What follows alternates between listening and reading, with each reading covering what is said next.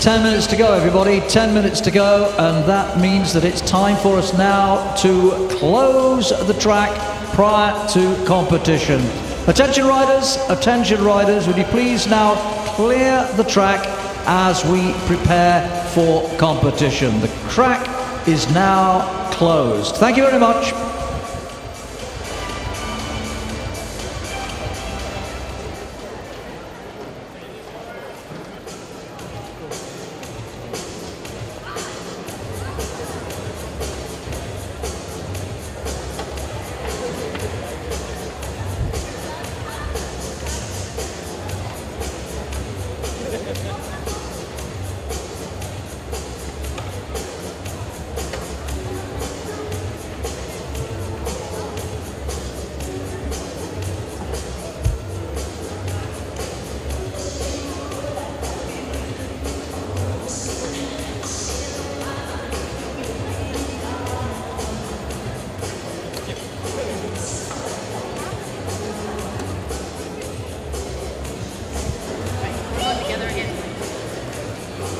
Hi there, good evening. Well, I'm sat in amongst a very excitable group of young lads, many of whom have got cycling jerseys on. Where are you guys from?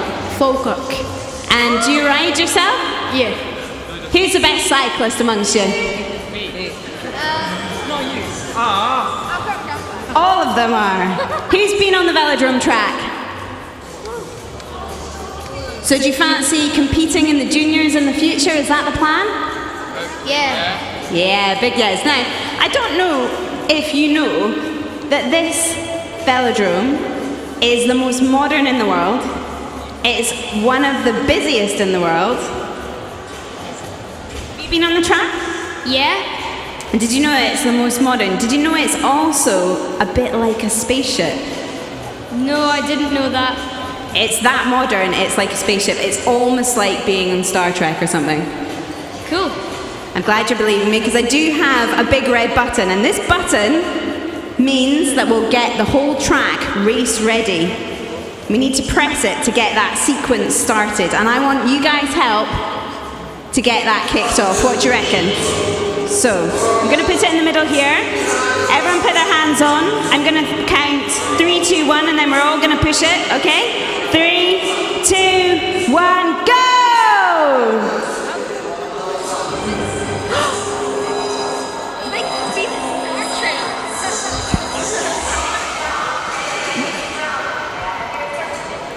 So, race sequence initiated.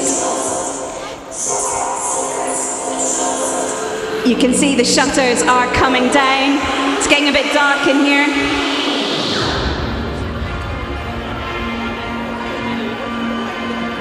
Does this happen when you come onto the track?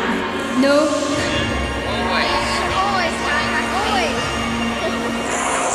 So the shutters are coming down. That's obviously to make it dark in here. We also have our riders standing by. They're getting ready. They're getting excited. You guys getting excited? Yeah. Big cheers. We'll also be locking down the air now, because air sequence is very important for the riders on the track.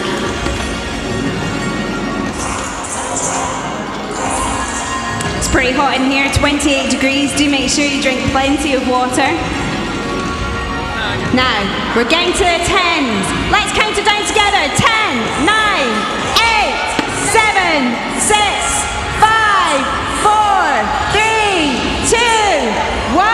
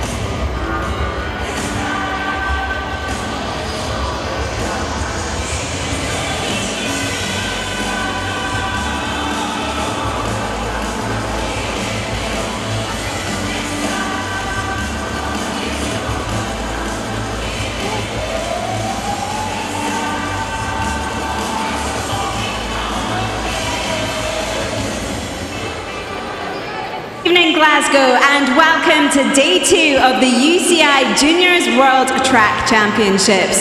We're so excited to be here this evening, and I think we're delighted to have you all here as a crowd, and I want to hear how delighted you are to be here. So can I have a cheer? What? That was pathetic. Let me hear you, Glasgow. Oh, you can do louder than that, I think. I want to hear how you're going to cheer for your teams throughout the evening. We've got 5 gold medals to give away this evening. Going to be some fantastic racing. So let me hear you, Glasgow!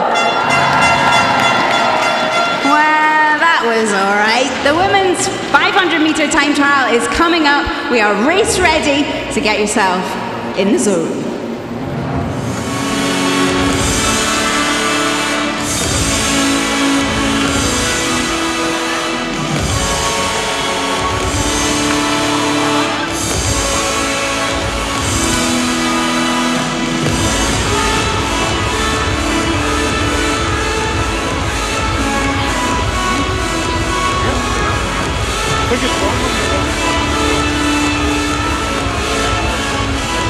Well, as you can see, we've got the starting gate out on the track in the home straight here in the Chris Hoy Velodrome as we prepare for the first of the competitions here this evening.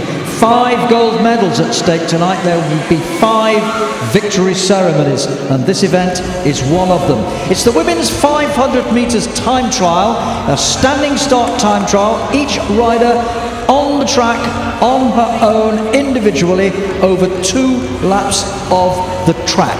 It's a straight one-off final. You only get one chance to do the 2 laps, and your time is there. That's it. No second chances. We have 18 riders in the competition, each going individually from the starting gate in the home straight. The world record at junior level, incidentally, was set at the World Championships in Invercargill in New Zealand just 12 months ago.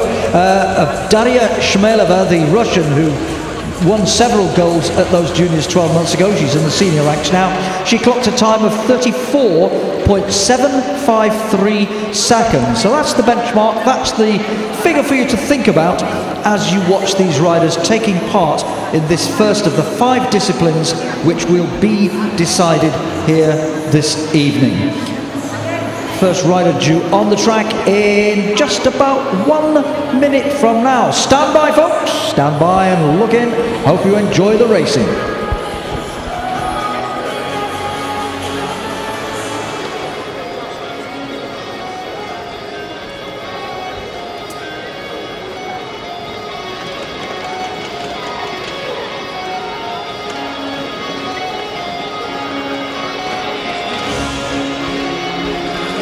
All I need.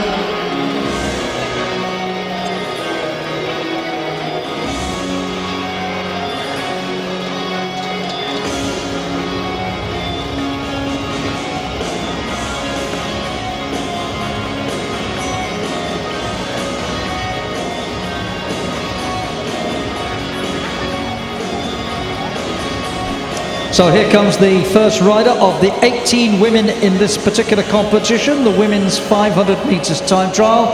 2 laps of the track, remember, a standing start, and the first rider representing Ireland is Rachel Mellor.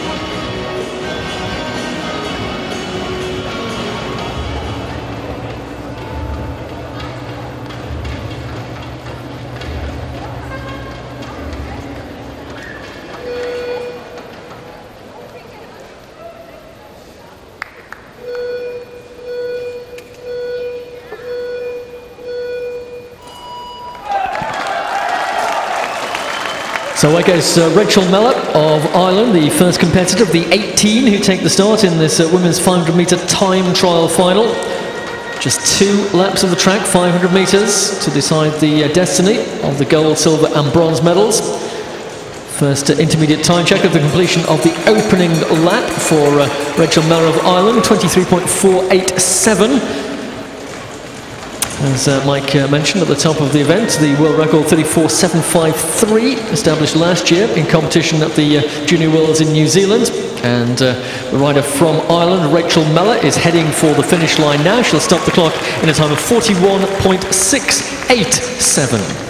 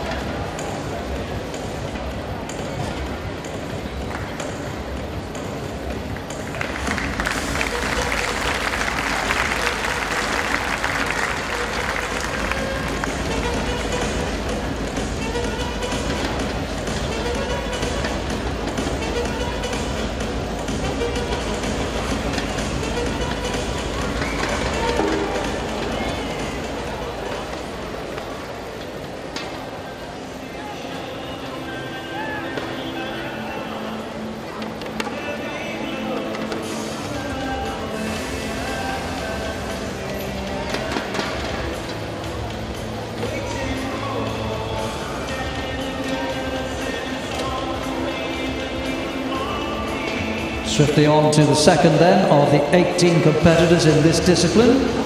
This is the rider from the United States of America, Shannon Bhatia.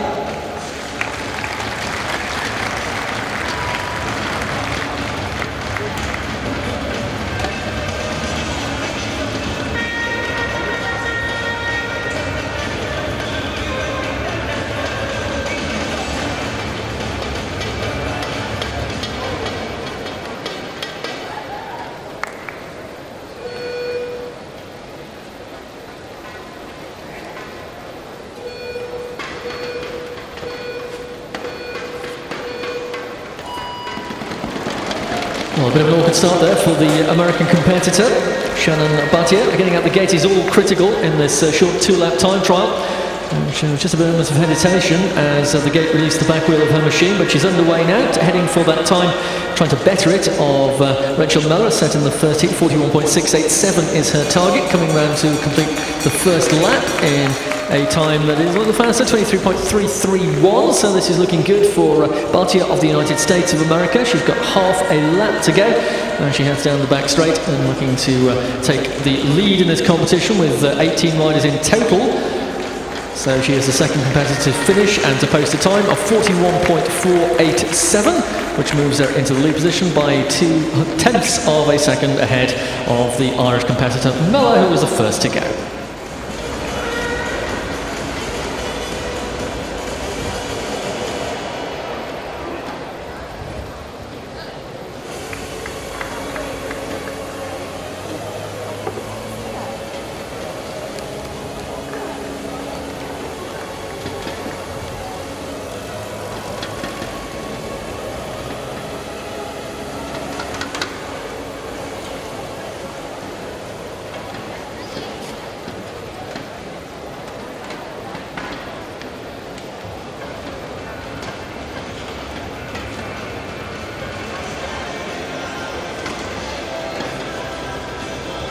The third contestant then, just climbing aboard the machine that will take around these 2 laps.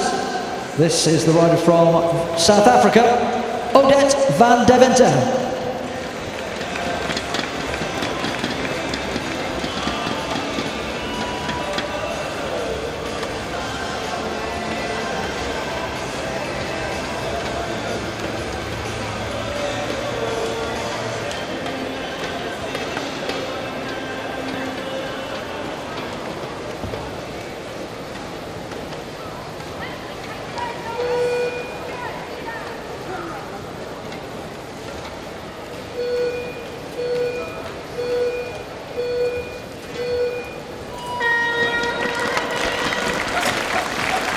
Odette van Deventer of South Africa, cleanly away. Out of the saddle for the first approaching half lap to get that gear turning. Now she's settled into a rhythm. Just 2 laps of the track, so you've got to get it all out in the time available to post the best possible time. Odette van Denter completing the opening 250 metres, 22.121. That's significantly faster than the 2 rides you've seen thus far. The riders are classified according to perceived ability, so the speed should increase as they move down the heats to the final rider. And as we come to the finish line this time, Odette van Deventer of the South African team posted a time of 39.378, our first sub-40-second ride of the night, and 2.1 seconds better than the previous leading rider. So 39.378 is the new benchmark set by Deventer of South Africa.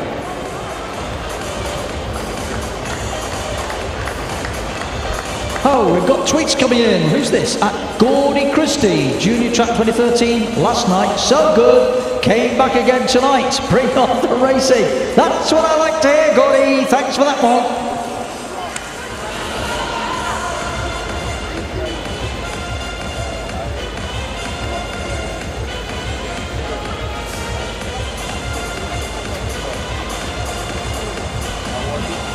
So, rider number 4 of the 18.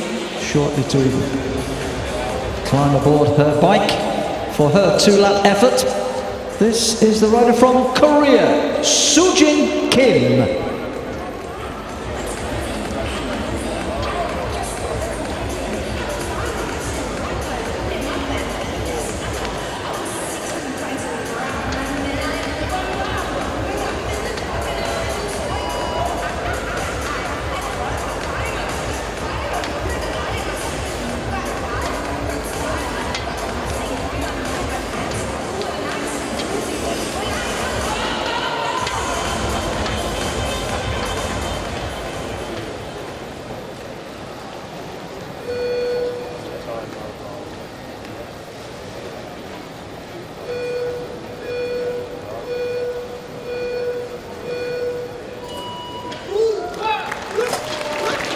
So competitor number 4 underway, Soojin Kim of Korea.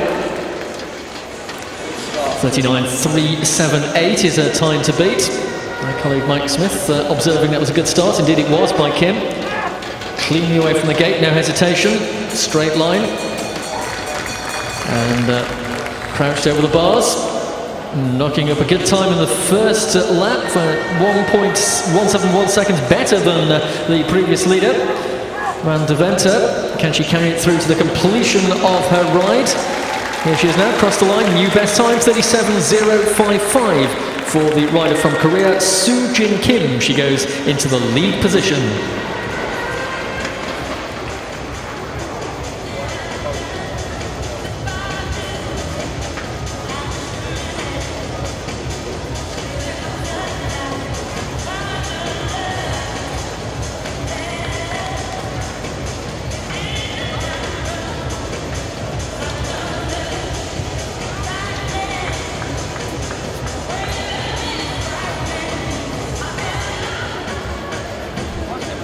Have we got another tweet to squeeze in? We have. Daisy May Kay, wishing the best sister ever, Danny Khan. Lots of luck for tonight's race. Not long now. You're dead right, because that's the next rider on the track. Would you believe it? It's the Great Britain representative, Danny Khan.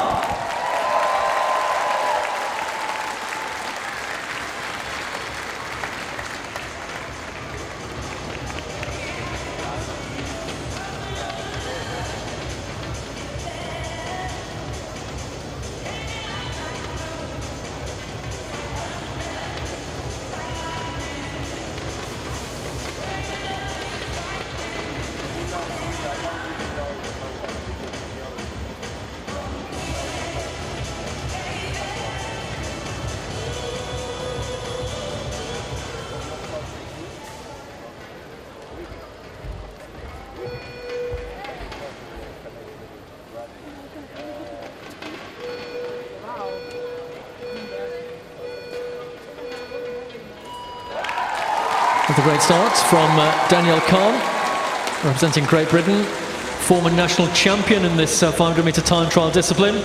And you'll be impressed to note from her British cycling biography, her favourite cyclist, bet you can't guess. Yes, it is Sir Chris Hoy, so appropriate. She is here at the Sir Chris Hoy Velodrome trying to score a medal in this women's 500-metre time trial. The first lap, 0.9 seconds ahead of the rider who was previously the leader, Kim of Korea. So let us see if she can carry that through to the line. She's under the scoreboard for the final time. Danielle Kahn of Great Britain is going to bring this one home. She crosses the line, stops the clock in the time of 35.456. New fastest time, almost 2 seconds faster for Danielle Kahn of Great Britain.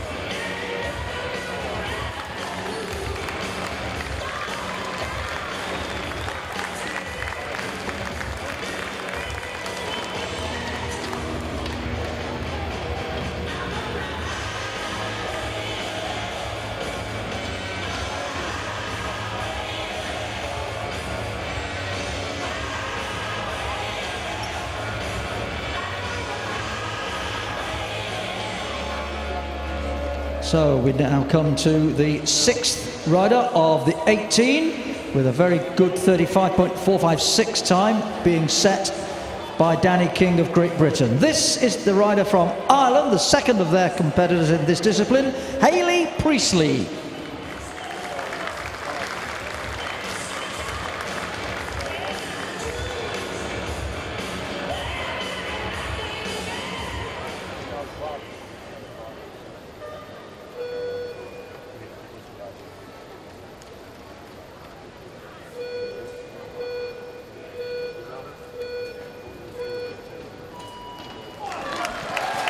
So Hayley Priestley underway, getting that gear turning. Her fellow countrywoman, the first rider to go, Rachel Mellis, scoring a time of 41.687. But of course the current fastest time we saw in the preceding heat from Danielle Kahn, 35.456. And looking for the first intermediate time check with the completion of the opening lap for Priestley. And she gets there in 23.903, so a little bit off the required pace at the moment. Rider from Ireland heads down the back straight for the final time.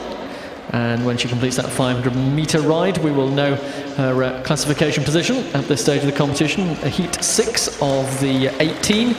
And the time for Hayley Priestley of Ireland, 42.018. And that will rank her in 6th position at this stage of the competition.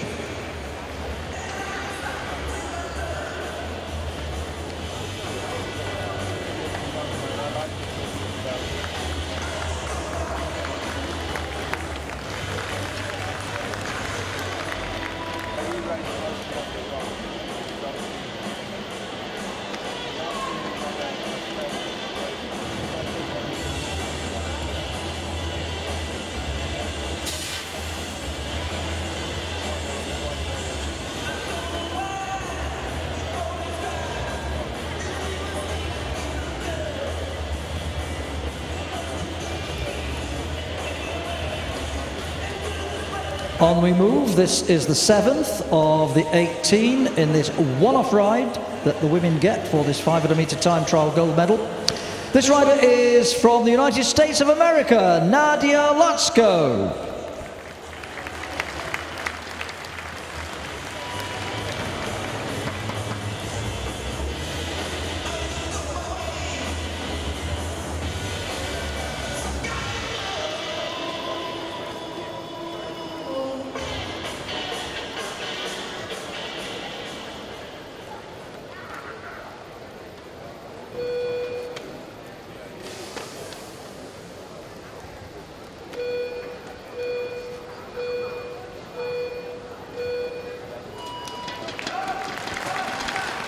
United States on the track now with Nadia Latsko, competitor number 246. Let's remind you, the current leader, Danielle Khan, 35.456. Kim of Korea was a second-placed rider at the moment on 37.055, and Van de Venter of South Africa, 39.378 at the completion of the opening lap for Latko of the United States, 22.556, just 2.5 seconds off the pace of the leading rider at the moment. She's got the final half lap to try and close down that deficit. Here she comes into the finishing straight for the final time. Competitor from the United States, Nadia Latko, will stop the clock in a time of 39.624, and that will classify him 4th position at this stage of the competition, 4.1 seconds behind the time of Danielle Khan.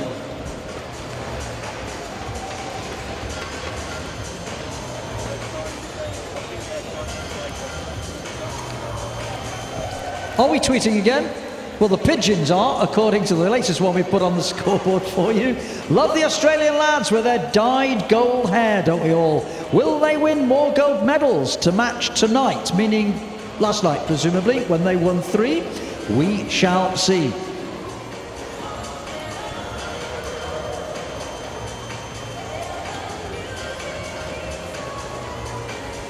Meantime, on the track, time for the 8th rider of the 18 in this discipline, the 500 metres time trial for women. This is a rider from Belgium, Nikki de Grandella.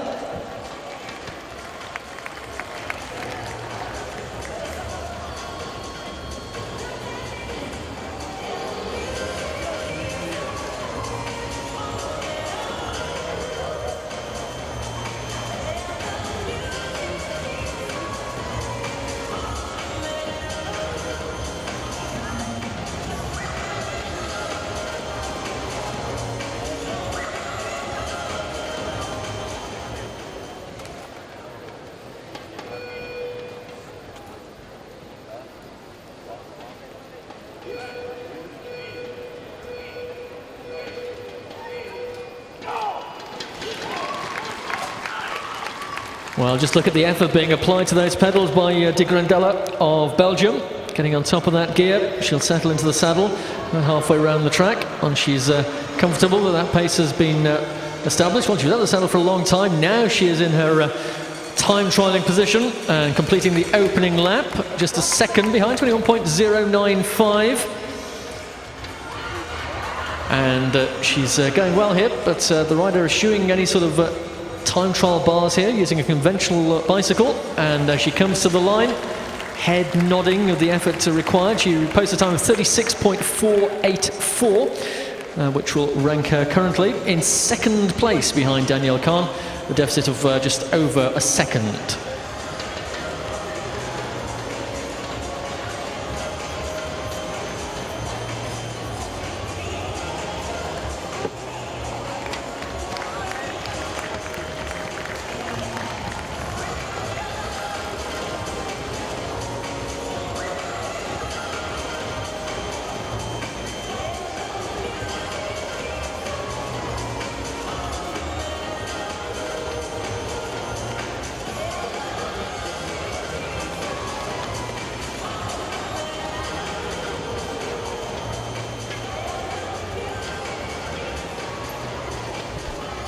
So the leading time, still remember, 35.456 by Danny King of Great Britain, as we move now on to the next rider from the Russian Federation.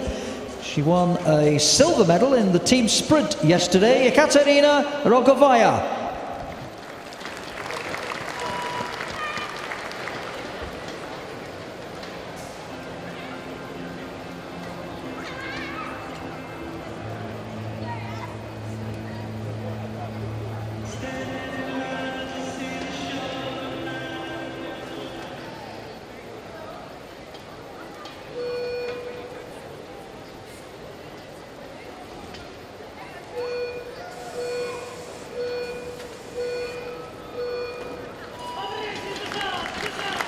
Well, we're halfway through this women's time trial competition. This is heat 9 of 18. And to place herself in prospect for a medal, has to better a time of 37.055. That's currently the 3rd placed rider in the classification, Sujin Kim of Korea. And coming around to complete the opening lap for Rogovaya of the Russian Federation. Time is She's not on our board, so we will continue to monitor the situation as she comes around for the finish. Looks a little bit slower than the time posted by the leading riders. Let's see at the finish line. The time for the rider from the Russian Federation, Rogovaya, is 37.625, and that classifies her only in 4th best position at this stage of the competition.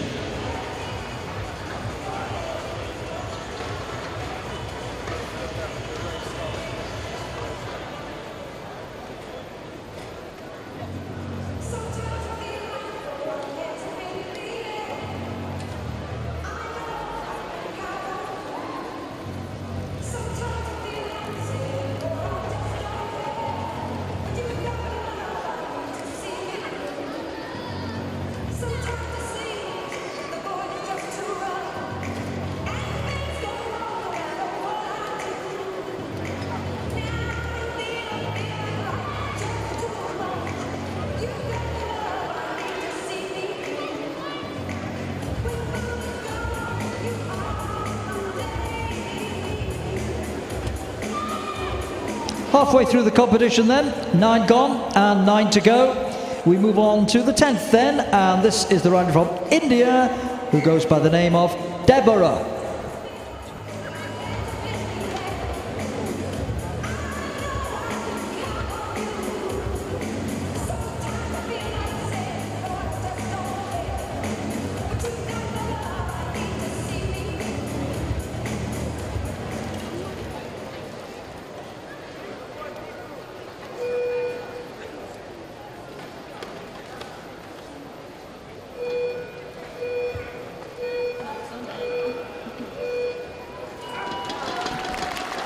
Well, strong Indian representation at these World Junior Championships. I think they've had a rider in every discipline we've contested so far. And this is the rider for the women's 500-metre time trial, Deborah, number 162, 12.747. Pretty brisk opening lap. Let's see if she can continue the pace at the conclusion of the ride. 20.778, so that's just 0.7 in arrears behind the leading time of Danielle Khan of Great Britain. Deborah of India just under the scoreboard now for the final time, and we will get her finishing position as she stops the clock now in a time of 37.443, falling a little further behind, 1.9 seconds, and Deborah of India scores 4th place finish at the moment, just behind Kim of Korea.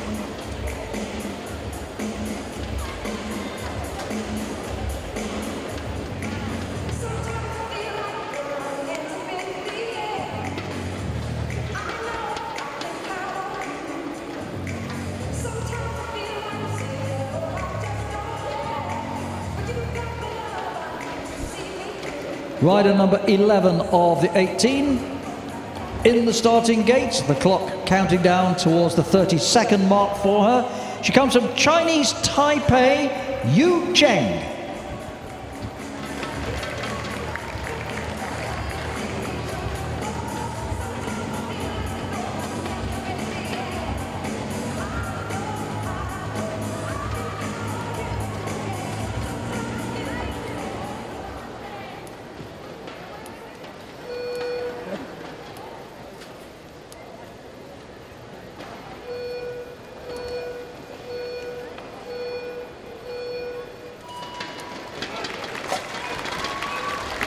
Yu Cheng of Chinese Taipei, our next rider on track.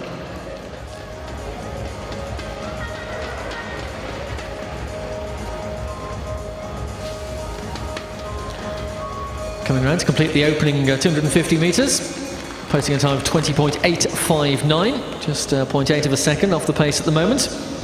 See if you can lift it in the second half of this time trial.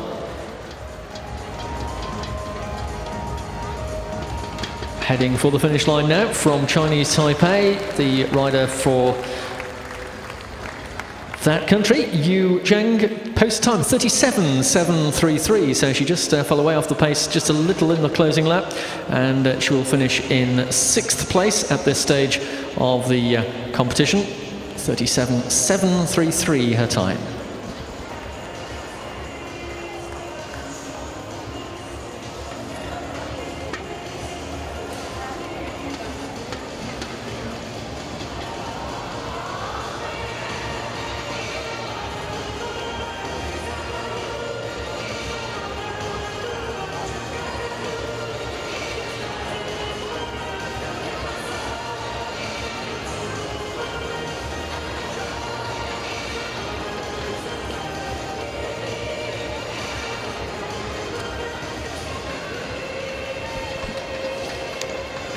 Okay, moving on to rider number 12 of the 18, and another medalist from the European Championships just last month, a silver medal with a time worth noting, 36.261. This is the rider from Germany, Keirin Round.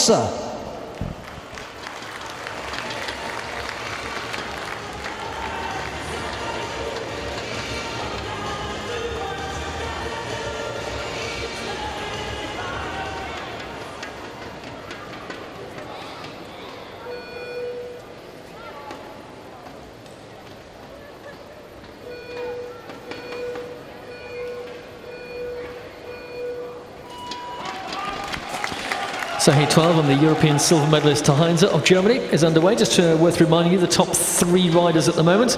Danielle Kahn of Great Britain, 35.456. From Belgium, De Grendella has posted 36.484. She lies second. And Kim of Korea, 37.055. Currently in 3rd place. At the opening lap for Heinze is 20.319. So just 0.3 of a second off the pace of the leader. She has half a lap to go. So we'll bring her home and note the time of our German competitor here. Can she better that time she posted in the European Championships? Not quite, but not far away. It's 36.298 for Heinze. It's good enough for 2nd place at this stage of the competition.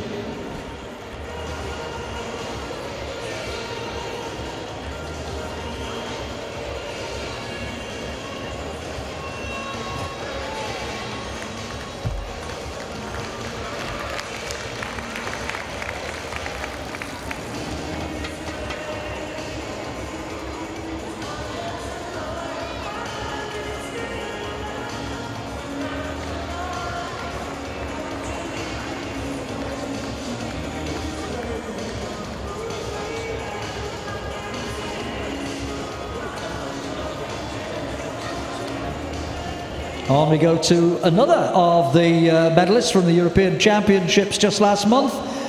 This is the rider from the Russian Federation who took bronze just a month ago in those championships with a time of 36.295. Tatiana Kiselova.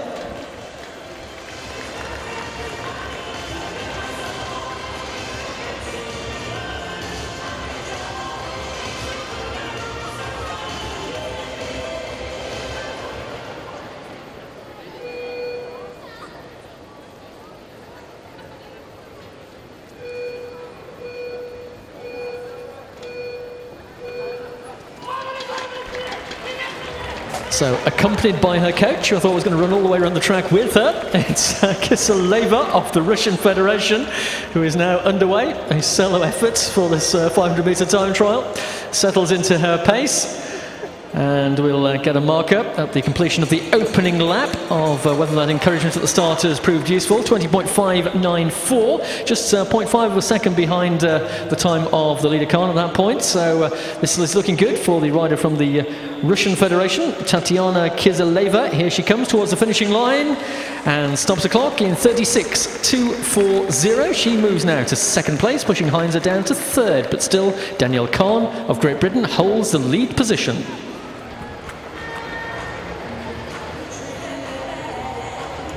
Do I hear we've got more tweets coming in? Oh yes, Glassfang. Glassfang? Proud of my bestie, Odette van der Venter, in the women's 500-metre time trial. Yeah, she's doing okay. Lots of love from us South Africans at Junior Track 2013. Thanks for that one. Yeah, she's doing well. At Wee Tiny Me, I got it. Wee Tiny Me, Junior Tracks 2013. Kids are loving being in the track centre. In on all the action. You certainly are, Kiddywinks. Hey, back to the track though, and to rider number 14 of the 18, a rider who took a bronze medal in the team sprint here yesterday, representing Korea, Yeonhee Jang.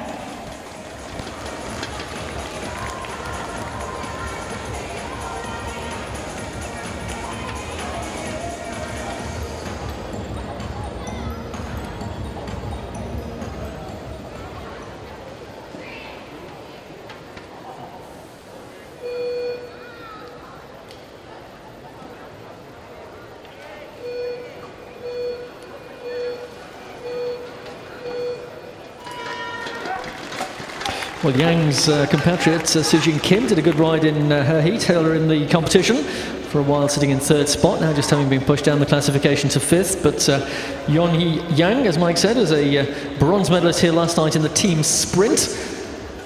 And she's coming around to complete her opening 250 metres in a time of 20.758, just 0.76 behind the leading pace. Another coach sprinting along the finishing straight to bring his rider home. Shouts of encouragement to bring her to the line, and the time is 36.648 for Yeonhee Yang of Korea, and that will classify her just ahead of her compatriot. In fact, she finishes in fifth spot in 36.648, and Kim of Korea 37.055. So Danielle Kahn still at the top of the leaderboard with just 4 more heats to go.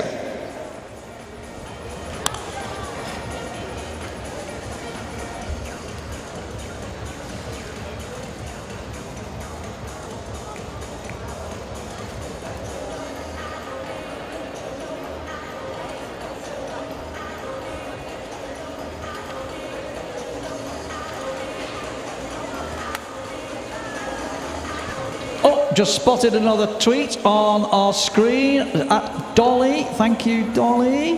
Happy birthday, Alison Armstrong. Hope you're enjoying the action. Well, we can all enjoy a birthday, can't we? So many happy returns to Alison Armstrong, wherever you may be.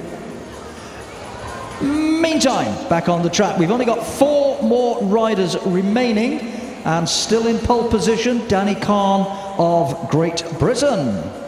The next rider just getting aboard her machine is the rider from Mexico, Jessica Salazar.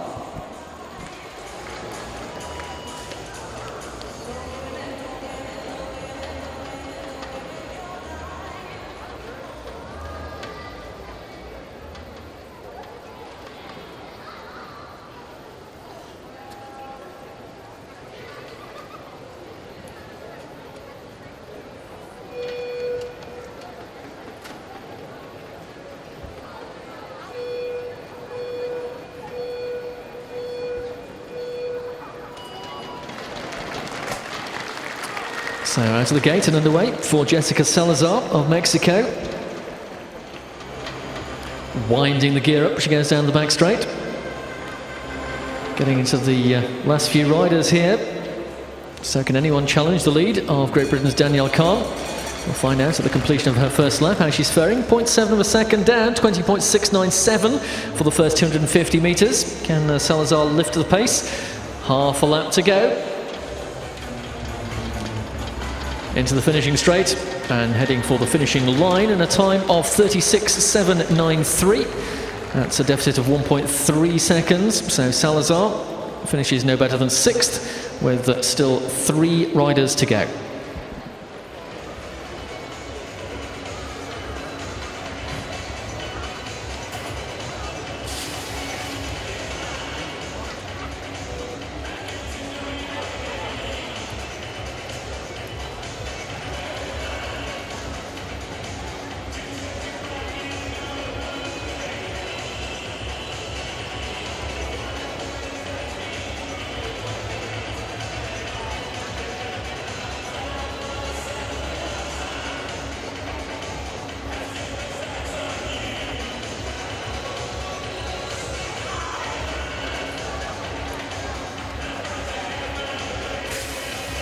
So 3 to go, and here is the first of those 3, the new European champion at this discipline, at junior level of course, with a time of 35.387 just the other week. It's the French woman, Melisandre Pain.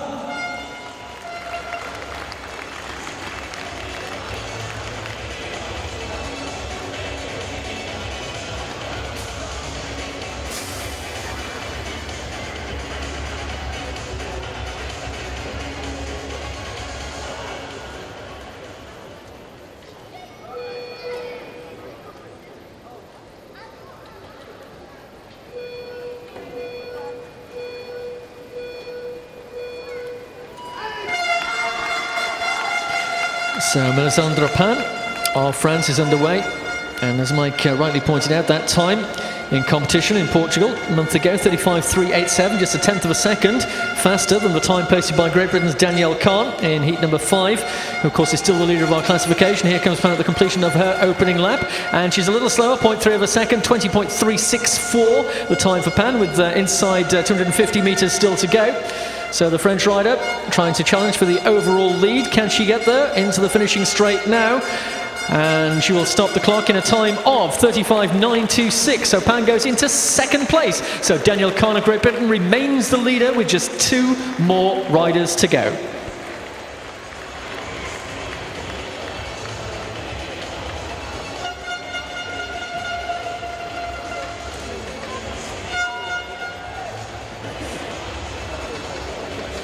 Well, as we realise that the Great Britain rider, Dani Kahn, is guaranteed at least a bronze medal. We've just had another tweet in, memories by movie. That's good. Having a great night at Junior Track 2013, a great event in a world-class venue. Can't wait for the Commonwealth Games. You're dead right. Get your tickets now.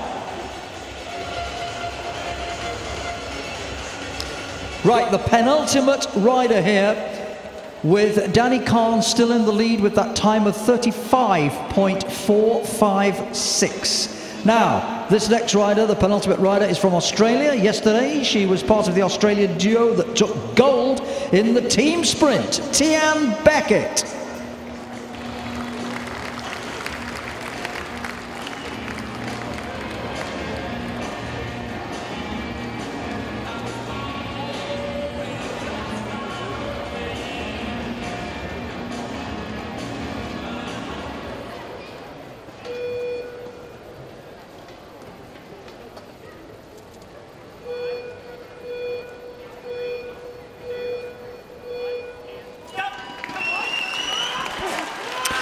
Tian Beckett of Australia, the penultimate competitor. Still no one overhauled that leading time of Danielle Kahn, posted in heat number 5, 35.456, as if you need us to remind you. And here comes Beckett into the completion of her first lap, 20.148. She's 0.15 of a second down on Kahn's time. This is looking good for the British rider, just one more rider to follow Beckett. The Australian, who have had a great championship so far on day 1. She's coming to the line now, and she will record a time of 36.132, and will finish at the moment in 3rd place. So Pain remains second, and Kahn of Great Britain remains the leader with just one more rider to go. So guaranteed at least a silver medal for Danielle Kahn of Great Britain.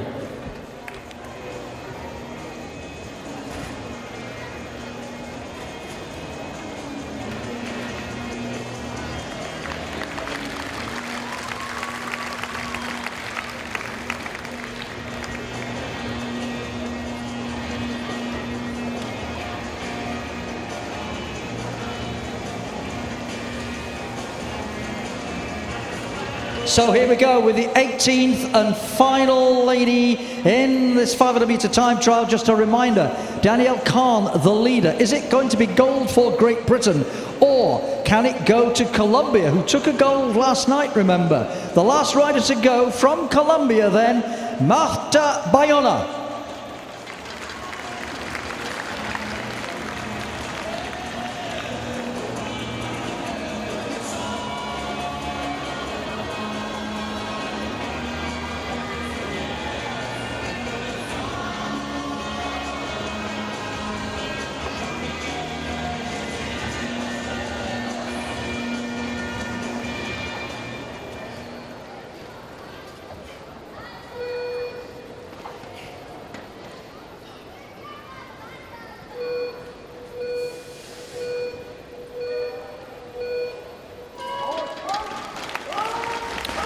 final heat, Martha Bayona of Colombia, the only rider to stand between Danielle Khan and a gold medal.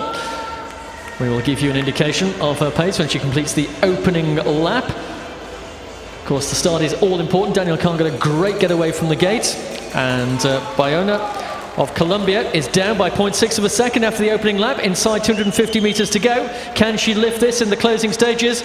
The Colombian rider, the last rider to go, is under the scoreboard for the final time, heading for the finish line now, and the clock will stop in a time of 36.627. That means that the gold medal will be taken by Danielle Khan of Great Britain. Melisandre Pan will take second place and the silver for France, and third place will go to Tian Beckett of Australia.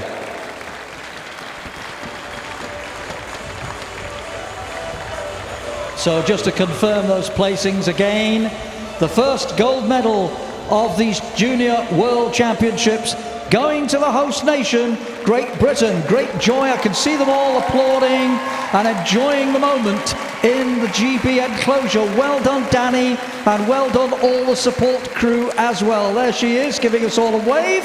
How nice. We'll see her on the podium later. Well done, Danny. Just a reminder, the silver medal going to the French woman, Melisandre Pan, and the bronze medal to the Australian, Tian Beckett. Some more celebrations on the podium to come in a little while.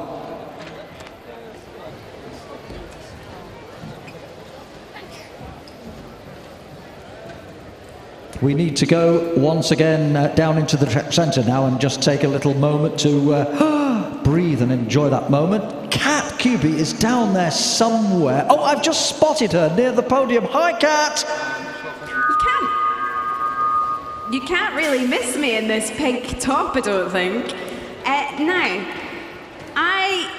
Obviously we've all just watched that amazing race. Fantastic for Danielle Khan.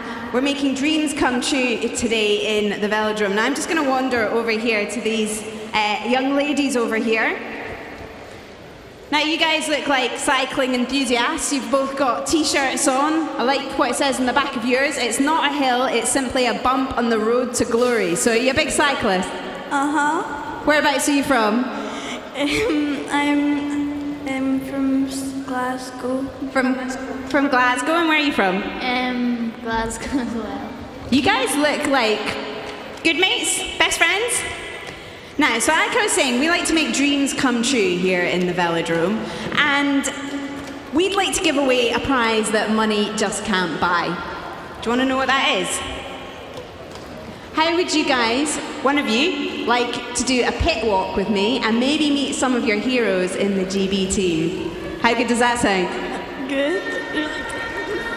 And do you have a hero? Yeah. Who's that?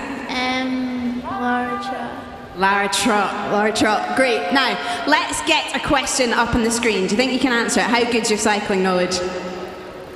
Right, how far is the black measurement line from the inside of the track? Is it A, 20 centimetres, B, 30 centimetres, or C, 15 centimetres?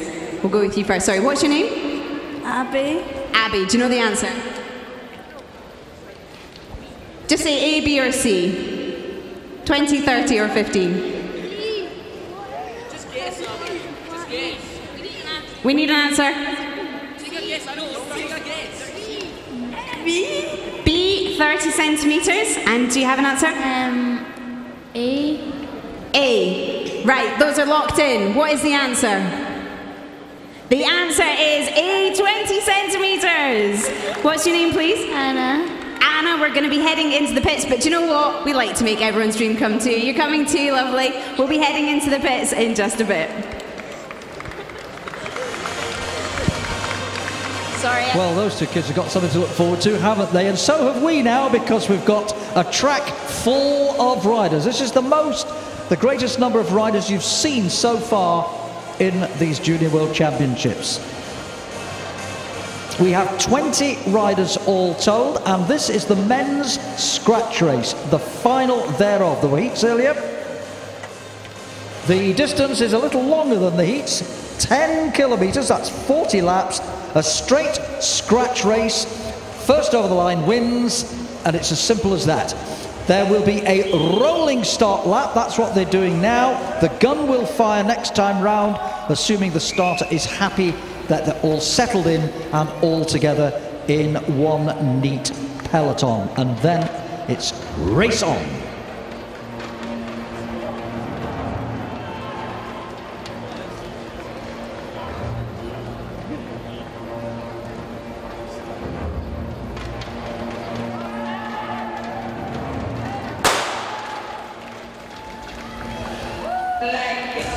So the men's scratch race is underway, 40 laps of the track. And in the qualification heats, 2 of which we saw during the course of this afternoon session, a couple of riders in their heat lapped the entire field. Let's see if we get a similar type of action here. Well, no delaying the start. Already 3 riders using the height of the track at the corner to their advantage and launching off the front of the peloton in this very first competitive lap. The main field quick to respond as 4 riders make the chase.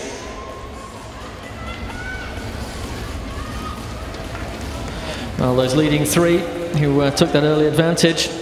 Tashenka of Belarus, also number 24 Klevanov of Kazakhstan, and the other rider who made it across away from the front of the race, but already the situation is rapidly changing behind them, is Andreev of Russian Federation. 7 riders now clear of the peloton. This is full-on action right from the gun. Head of the race are those riders at the finish line now, and 3 more chasing across, led by the rider from New Zealand. So Joshua Hegarty trying to close down that gap. Well, it looks like this race will come back together again after that very brisk start. Too big a group to try and stay away. And the main field have reeled them back in. So doubtless we will try again momentarily. Trying to launch a breakaway move when the main field are slightly inattentive, trying to gain an advantage. The 2 riders who gained the lap in the qualification heat were the French run, number 130, Lucas Destin, and also gaining a lap in the qualification round was the rider from Uzbekistan, number 36. And a new attack, as we suggested. It may be only a few moments before that happened, and a rider going clear here, gaining a big gap already with 33 laps still to go. And it's the very man we just mentioned who gained the lap in the qualification heat. He's obviously decided that was a good plan and is going to try and do it again. 3 riders give chase here, also the main field as well. And I don't think he's quite managed to capitalise on that surprise move, because the gap is closing rapidly. Main field being very attentive here. Don't want to let any easy laps get away in this final, when of course the gold, silver and bronze medals are at stake. So 3 riders now in the lead group as they go under the scoreboard. Just about the first 10 laps completed next time round. So Navarro of Argentina is up there in that lead group, so too Jack Sadler from Ireland. Jack Sadler taking 2 stage wins in the recent Junior Tour of Ireland stage race. Turning his attention now to the track, and in good form is Sadler. And the 3rd member of that breakaway group, Shumakadayev of Uzbekistan. So those 3 leaders have got the length of the back straight to their advantage now, 29 laps to go. And whilst the main field are not fully committed to the chase, these riders continuing to gain ground. Argentina, Uzbekistan and Ireland have the head of the race. Belgium now trying to break clear at the head of the main field.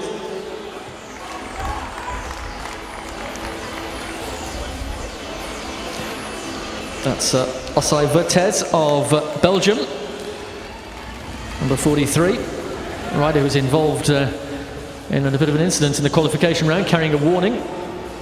But the 3 leaders are at the finish line with 27 laps to go.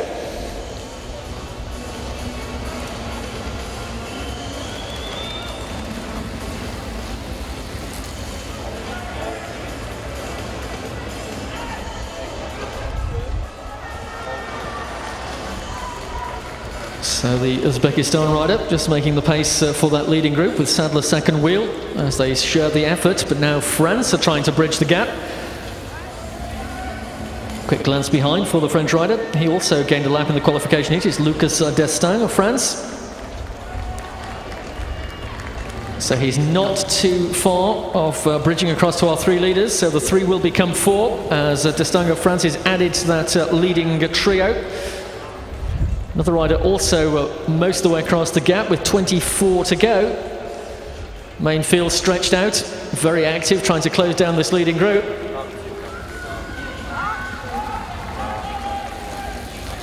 Oliveira of Portugal makes the junction, so too 2 further riders, and again a brave attempt at a breakaway. Looks as though it is doomed to fail as the main field are back on terms with the leaders. 23 to go, New Zealand come to the head of the race. Well, absolutely no chance for a pause in this action. It's full on right from the gun. 22 laps to go, we're a couple of laps away from the half distance point. Several breakaway moves yet to succeed. Just a moment of relaxation in the main field as they occupy the full width of the track, going out of the corner at the end of the home straight. But it's only a momentary pause because the next attack is being launched by the rider from Germany here. This is Manuel Porsner even, of Germany. And he's caught the main field napping. Look at that, almost half a lap ahead, and it's only 1 lap since he launched the attack. Main field will need to respond to this one because Porsner of Germany has caught them unawares. The speed he's moving here. 20 laps to go. It'll be 19 for the leader when he comes into the finishing straight. He's got the rear of that main field very much in his sights here. Look at this, he's almost there. Well, that was an absolutely ideal moment to attack the main field. They didn't respond, and the rider from Germany, Manuel Porsner, gains the lap with 19 laps to go. He's now the leading rider on the track. Attack here from Belgium again, along with Belarus. Argentina also respond. The Uzbekistan rider, who was in an earlier move, finding himself a bike length or so off the back. Field back together, but of course now with a rider on the lead lap in there, the German rider, Porsner. He's sitting at the back at the moment, but he is the man who has the lap advantage.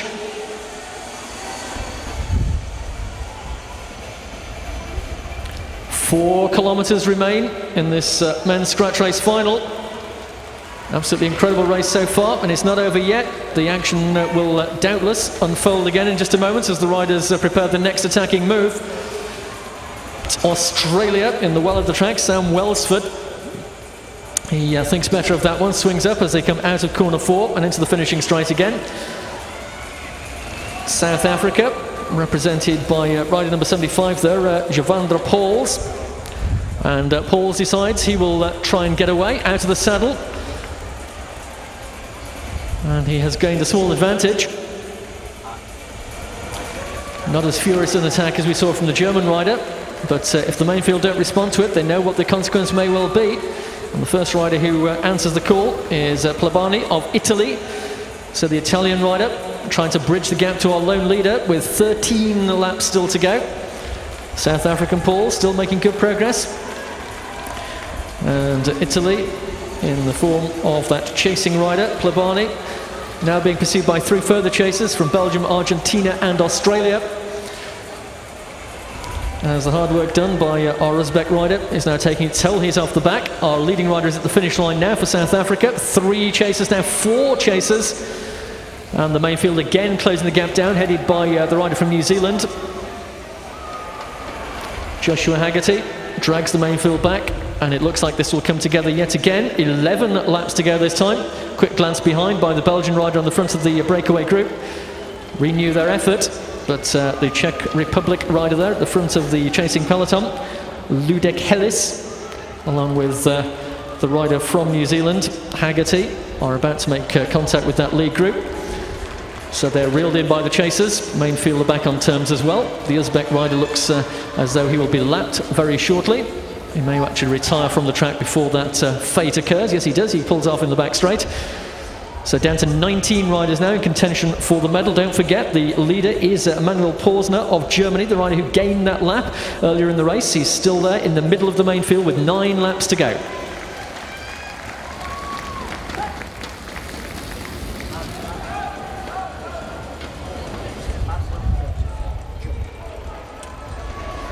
So another moment of respite as the riders gather their forces for perhaps a final attack. Only 2 kilometers to go, 8 laps remaining here.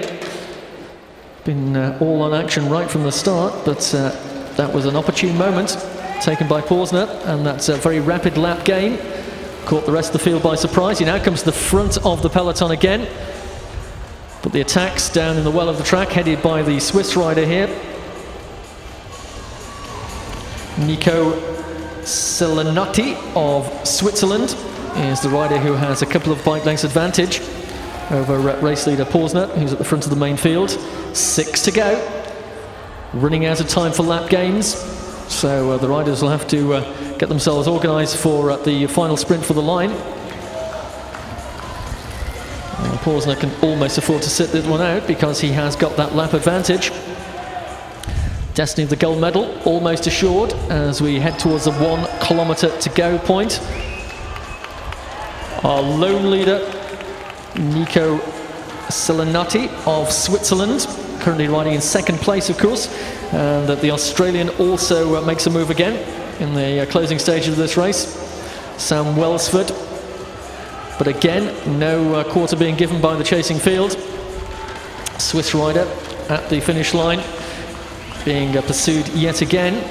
The battle, of course, here is being played out for 2nd and 3rd place, the silver and bronze medals amongst the riders in the peloton. Just 3 laps to go this time. And there's a warning for the Australian rider here for riding on the blue. But the race really full on now. And here we go. Approaching 2 laps to go, 500 meters between the destiny of the silver and bronze medals. Posner of Germany, he's at the back, he doesn't mind, he is a lap ahead. The riders coming to the front of the peloton now are battling for those 2nd and 3rd places. Trying to take it through is Andreev of the Russian Federation, being challenged though by Haggerty of New Zealand. Haggerty still has the lead as he comes to the scoreboard for the final time. Into the finishing straight. This is the lunge for the line. Who will get the silver medal? Oh, it's very close. I think it was Haggerty of New Zealand who just took that, but no doubt about the winner is the man with his hand in the air. He took that opportune lap gain and has stayed there to take a commanding win. The rider from Germany is the gold medalist and the winner of the men's scratch race. Congratulations to Manuel Posner of Germany. Well, we await the confirmed result there. I don't think there's any doubt about the winner, the German Manuel Posner. Subject to confirmation, as we always say on these occasions. In 2nd place, the New Zealander Joshua Haggerty, and in 3rd place, taking the bronze medal, the rider from Chile, Cristian Conejo.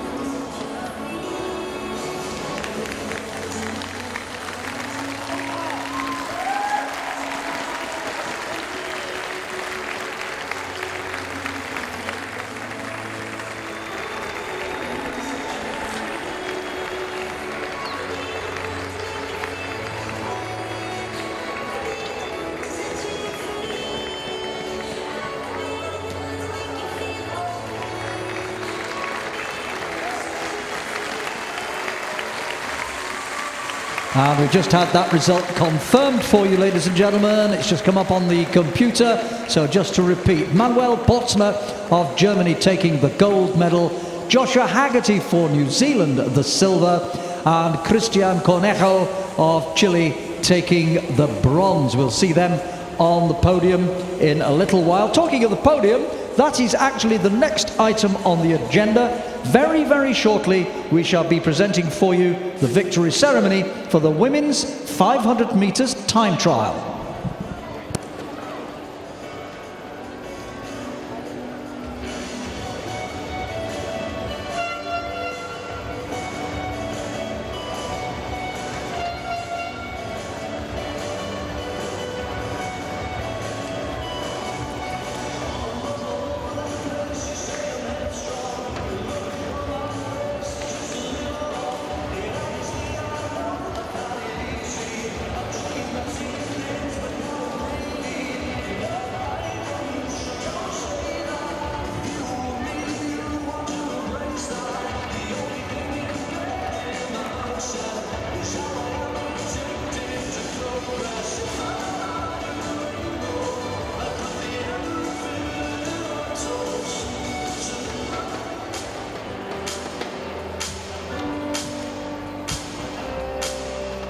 Ladies and gentlemen, the medal ceremony for the UCI Junior Track World Championship Women's 500 meters time trial.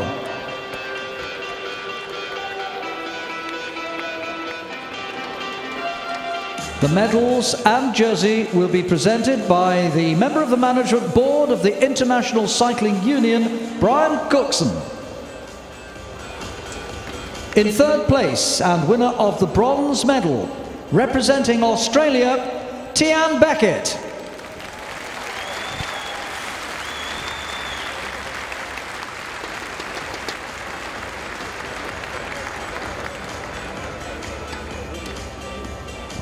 In second place and winner of the silver medal, representing France, Mélisandre Pin.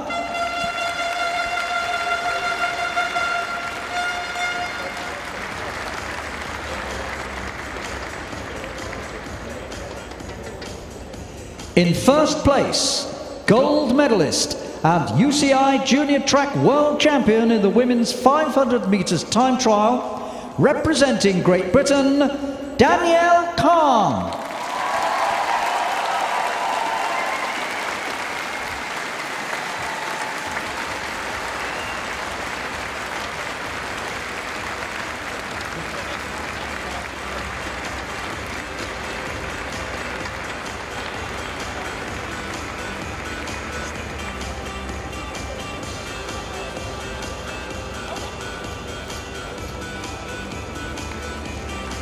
The flowers will be presented by Scottish Cycling President and British Cycling Board member Alistair McLellan.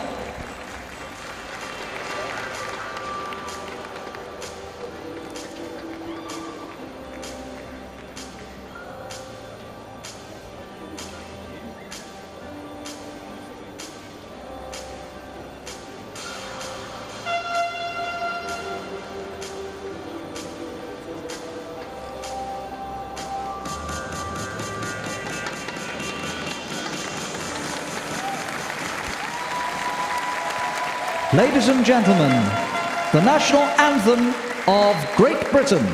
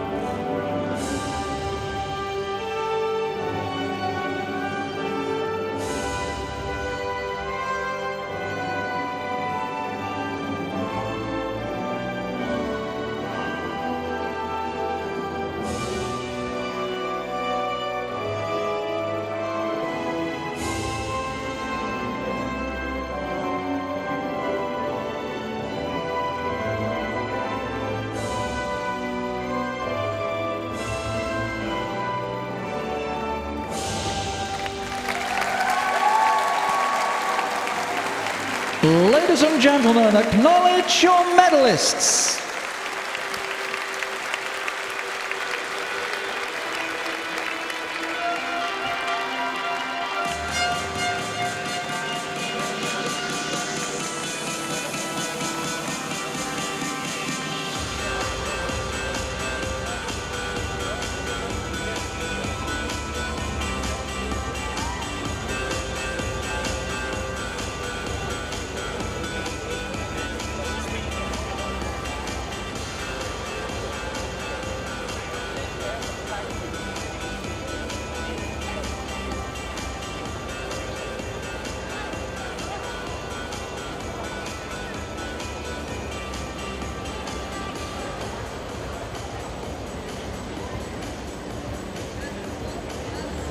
So I'm here with Danielle, just got your gold medal. I was watching as they said gold medalist Danielle Khan, and this huge smile just spread across your face. How do you feel right now? I can't describe it. I just can't believe it's happened to me. I really can't. It's a dream come true.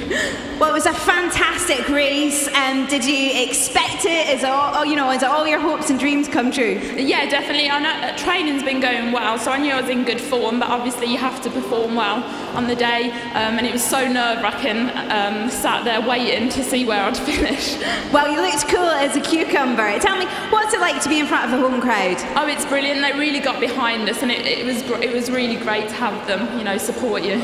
And what's the Sir Chris Hoy Velodrome like? Obviously, it's very new. What's it like to ride on? Oh, it's a great venue. The track's so smooth. The transitions are great. It's a different track to what I've been used to, training on and racing on, but it's really good. I really like riding on it. Well, just huge amounts of congratulations to you. Just need to point out these fantastic nails we've got going on here, some Union Jacks. Well done. Congratulations, Danielle. Thanks, Kat, and thanks to Danny for giving us a little time there to tell us how she feels. But we have to move on, Danny. Well done, but we move on because the next item on the agenda, it's back to the men, and it's back to Keirin Racing. Remember Keirin Racing? In case you've forgotten, here comes the video that explains everything.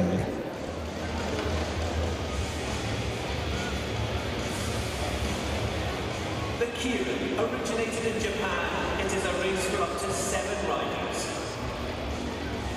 The Derby is a powered bicycle which leads the riders around the track for 1,400 metres or 5.5 laps.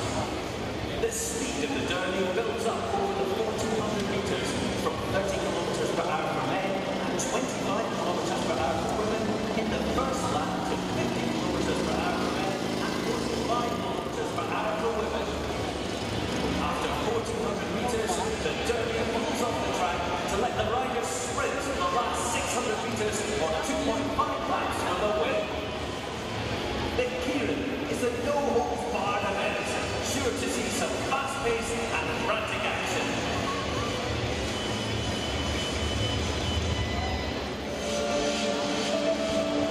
Okay, I hope that's made it all a little clearer in case you'd forgotten. The Dirty Pacer is already on the track in the back straight, awaiting the signal to start to come round to pick up the riders. We have 2 heats here. This is the second round, by the way.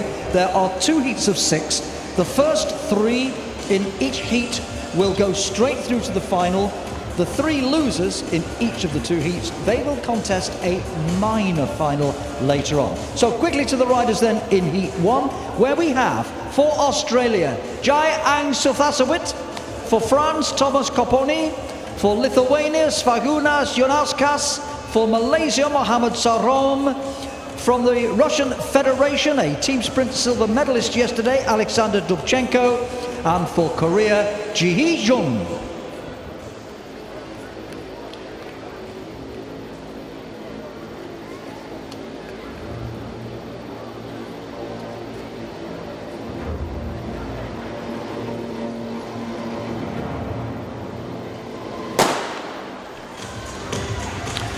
So away we go. First order of business is to gain the rear wheel of the Derny. And the rider who achieves that is the Lithuanian, Jonauskas, in the red and yellow colours. Australia's second place. Whilst the Derny is on the track, as you may have seen in our introductory video, the riders can vie for position behind it. However, they cannot draw level or overtake it until such time as it leaves the track at 2.5 laps to go.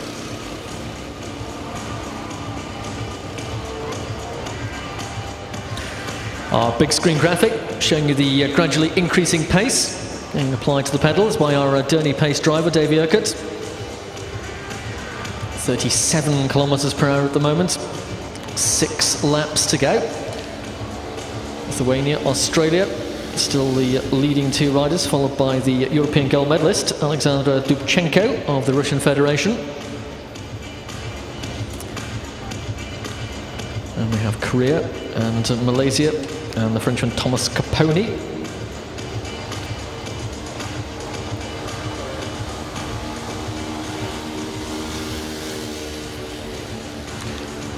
So once the Derny has left the track, the riders have got 2.5 laps to fight out the sprint for the win. Normal sprinting rules apply from that point. Once a rider is inside the red sprinters line on the track, the opponent needs to go around the outside in order to take his position. The event, of course, closely monitored by our race officials for any potential infringements. 3 laps on the board. So next time in the back straight, the Derny will leave the track and the action will be full on. Remember, the first 3 riders across the line will go forward to the final, 4 places 1 through 6. The loser will contest the minor final. So here we go. Derny pulls off, and the Lithuanian, who took the initial position behind the wheel of the pacing bike, still has the lead, craning his neck behind though to see what is unfolding, and it is the European champion Dubchenko who moves up into second spot. But around the outside comes the Frenchman Caponi. Caponi draws level with Dubchenko, but it's still a lead for Janoskas of Lithuania. 1 lap to go. Shoulder to shoulder for the riders challenging in second place here, but the Lithuanian is still on the front. This looks like it may be a good ride for the Lithuanian. Now the challenge comes from Dubchenko, the European champion. Round the outside goes Dubchenko. This is going to be really, really close on the line, but on the line it is going to be a victory for Alexander Dubchenko of the Russian Federation, subject, of course, to official confirmation. Well, my colleague Mike Smith suspects that Thomas Caponi was second there in that charge for the line. We will confirm that for you. Very close finish and a very hotly contested first of 2 heats in the men's Keirin second round competition. Remember, the first 3 will progress to the final for places 1 through 6, and the 3 losers will go to the minor final to be classified from 7th through to 12th place. Replay on our big screen of the final action briefly there. Here you come, as we wait for our scoreboard to update the final classification positions. But no doubt about the winner there was the European champion Alexander Dubchenko of the Russian Federation.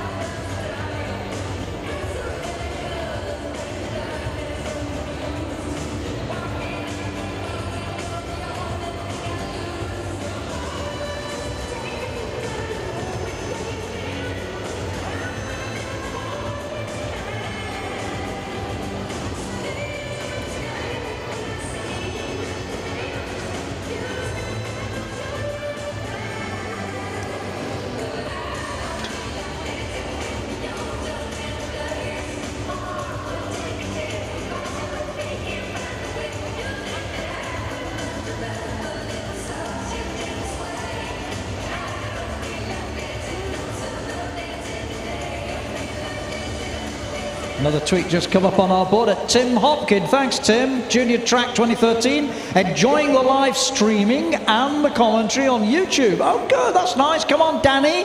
Well, Danny did it, didn't she? We'll see her on the podium soon.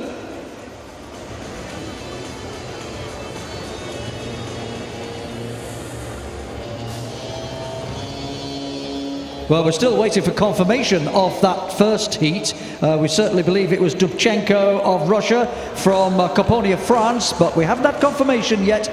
Swiftly on, though, to the second heat. Again, first 3 going through to the final. The second lot of 3, 4th, 5th and 6th will contest the minor final. We have from Belarus, Artyom Saitsov. From the Czech Republic, Jaroslav Snasel. For France, Benjamin Gill. For New Zealand, the 18-year-old, as of yesterday, Jeremy Presbury. For South Africa, Kyle Borshi. And for the Russian Federation, Sergei Gorlov.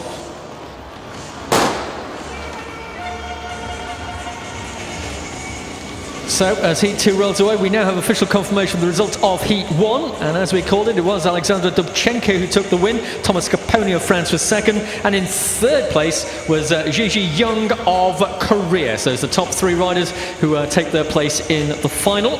The 3 riders who crossed the line first in this one will also join them for that 1st to 6th place final, where, of course, the medals will also be decided.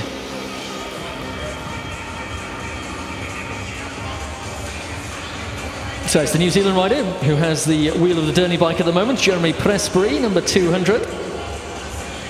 Just behind him, the rider from the Czech Republic, Jaroslav Snasel. And then it's our South African competitor here, Kyle Borges. Those are the first 3 riders behind the Derny pacing bike. And we have the Frenchman also there, rider from Belarus, and also the Russian Federation. So that's the lineup as the laps count down towards the departure of the Derny bike from the track. And that nail-biting climactic sprint.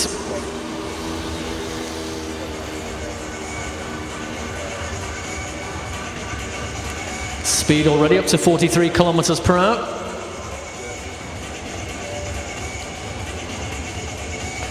Lap board showing 4 laps to go when they come into the home straight this time.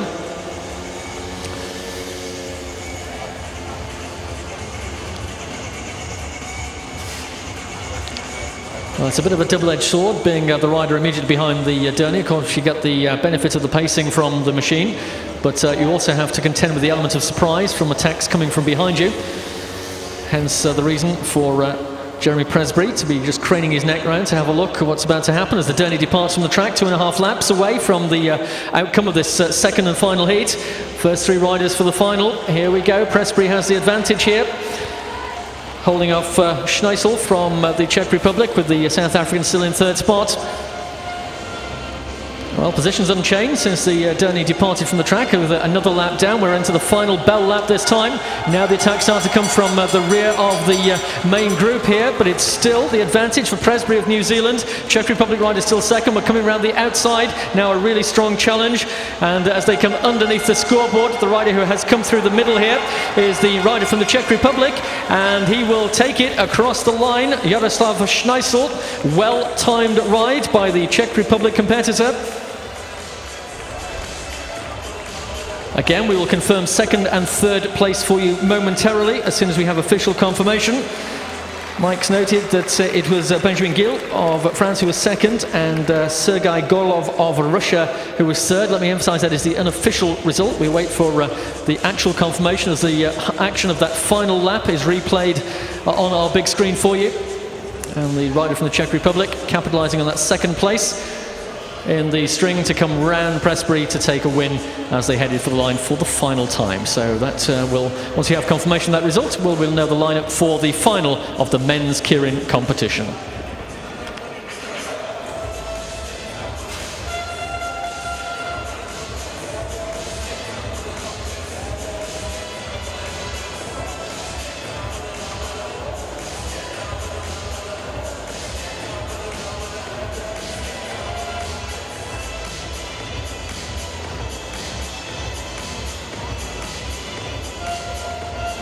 Well, we just had that result confirmed. Very, very close for 2nd and 3rd, but just confirming that it was, of course, as we saw, a win for the Czech rider, Jaroslav Schneisel.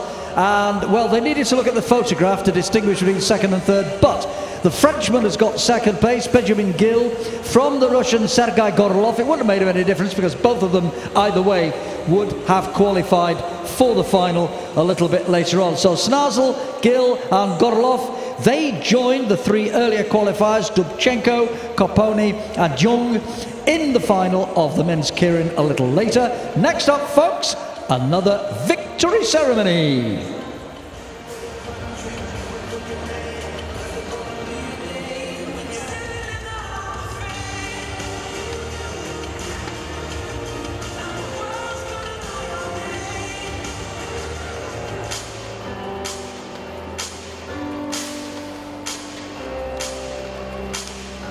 Ladies and gentlemen, the medal ceremony for the UCI Junior Track World Championships men's scratch race.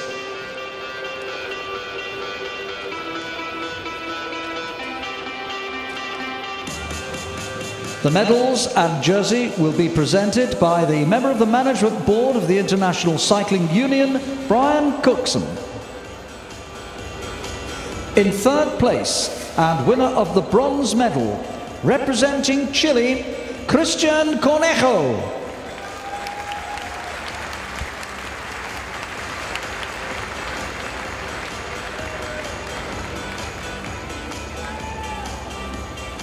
In 2nd place and winner of the silver medal, representing New Zealand, Joshua Haggerty.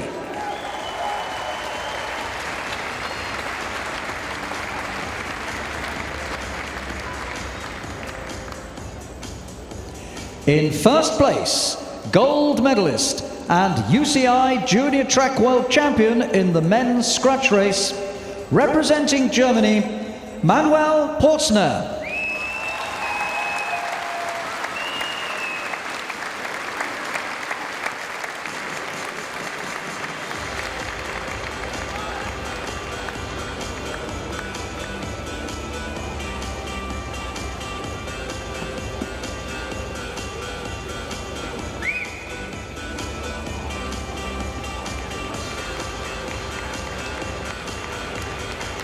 The flowers will be presented by Scottish Cycling President and British Cycling Board member Alistair McLennan.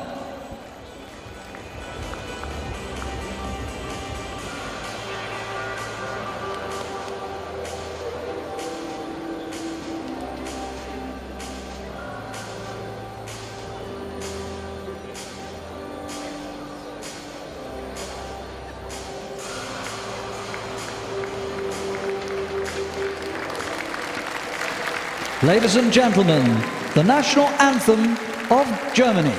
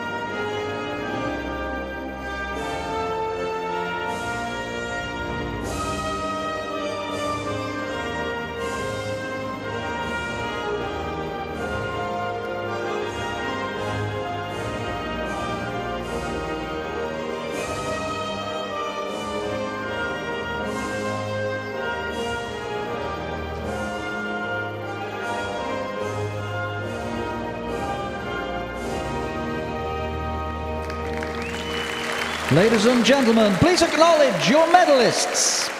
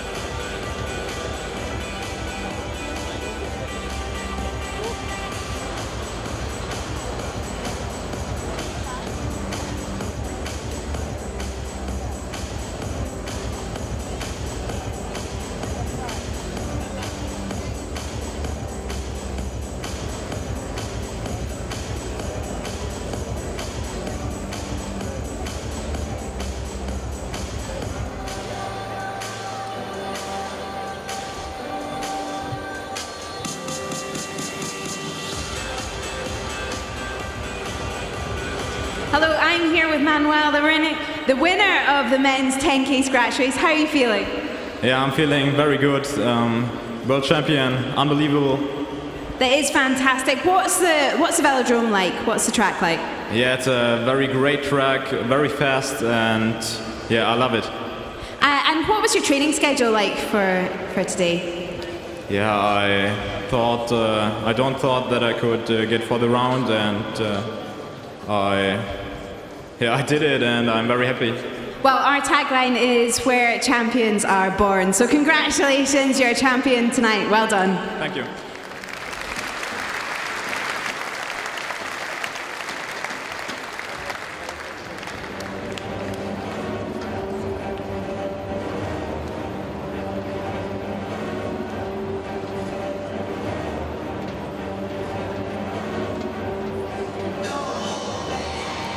So back to the track then, after the second of our 5 victory ceremonies all in all this evening, as we seek to find the next lot of medalists to present to you on the podium.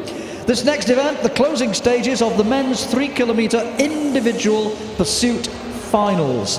In a few minutes' time, we'll see the ride-off for gold and silver, but first of all, the ride-off for the bronze medal.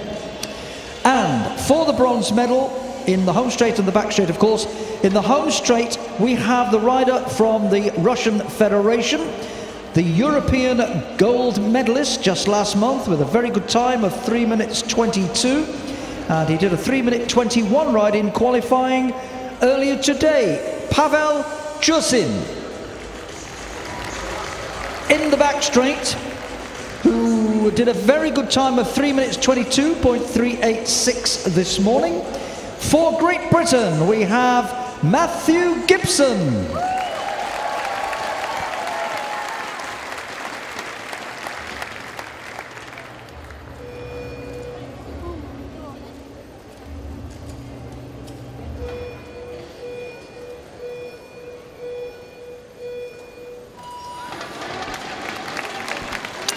So the bronze medal ride for the men's 3K individual pursuit.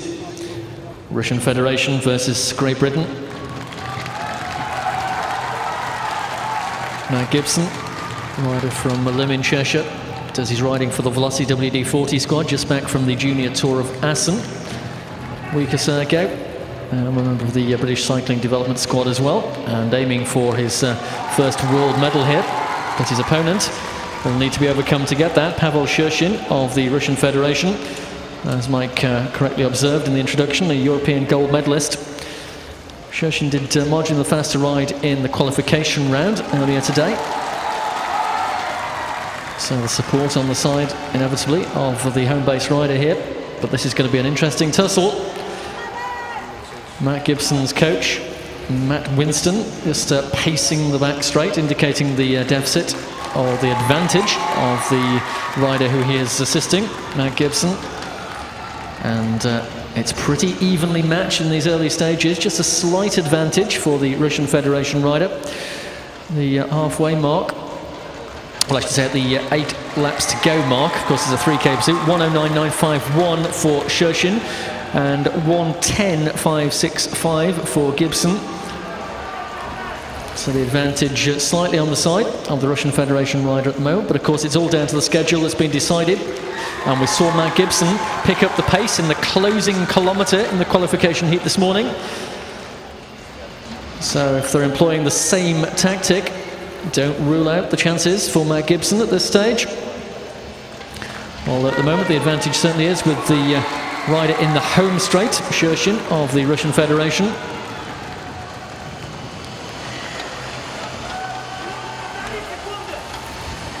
Heading towards the start of the final kilometre in a lap or so's time. Again, glancing at the relative positions on the track, Gibson perhaps a couple of bike lengths behind Pusrsuit, but those times will be reflected at the 1 kilometre to go point, 2:14.920 and 2:16.514 for Gibson. So a couple of seconds to make up for the British rider, 1.7 seconds the actual deficit.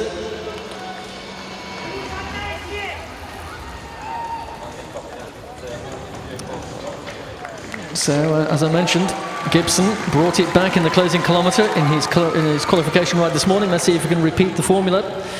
But Pusrsuit is going to take some beating here. Pavel Pusrsuit of the Russian Federation, as the riders will see 1 lap to go. And I don't think there's any coming back for Gibson on this occasion. Pusrsuit first received the bell through the line, 3:04.488.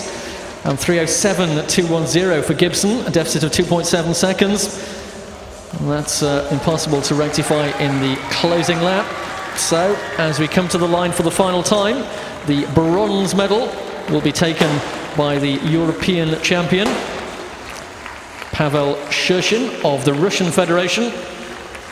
But a great ride for the young rider from Great Britain, finishing in 4th spot in his first World Junior Championship, Matt Gibson, with a time of 3:24.046.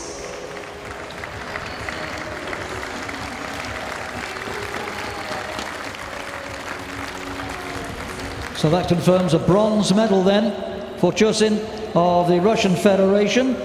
Interestingly, his time fractionally faster than he did earlier today, whereas the Great Britain rider Matt Gibson was just fractionally slower. So bronze for Russia, the ride for silver and gold coming up in just a moment.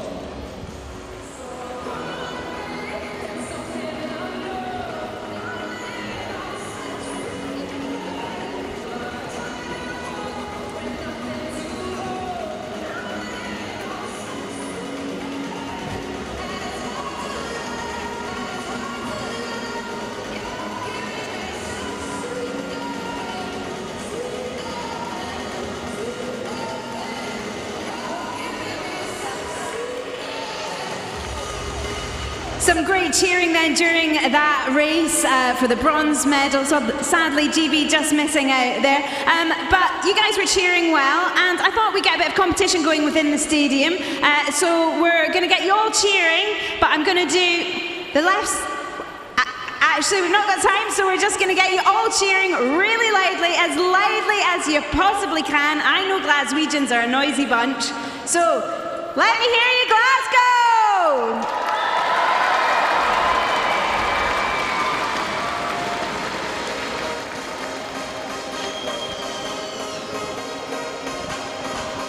Thanks, Kat. Thanks, Glasgow. As we now come to the big one, the ride-off for gold and silver. It's an all-Australian do this, you know. It's in the home straight for Australia. A 3:19 ride this morning. Zach Shaw in the back straight for Australia, who celebrates his 17th birthday on Saturday. Did a 3:20 this morning and got a gold in the team pursuit yesterday. Callum Scottson.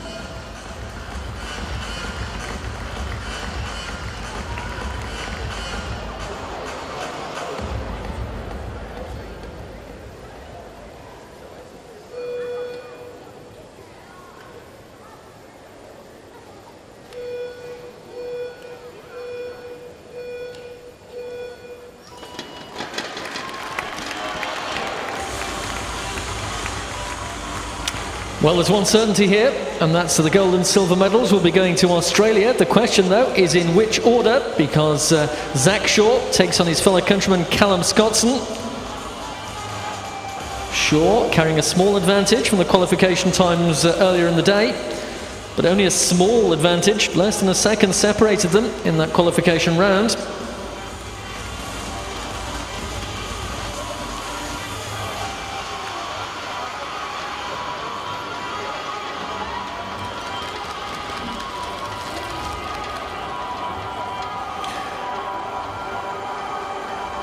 So Shaw, who's made the marginally faster start of the two. Get our first intermediate check after the completion of the opening kilometre.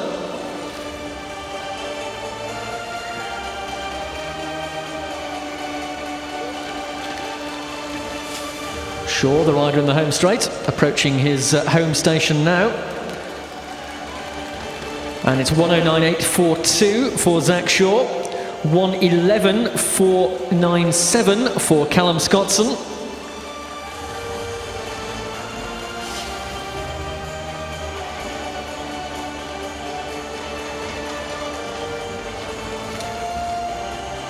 So the pressure is on Callum Scottson to try and limit the gains of Zach Shaw.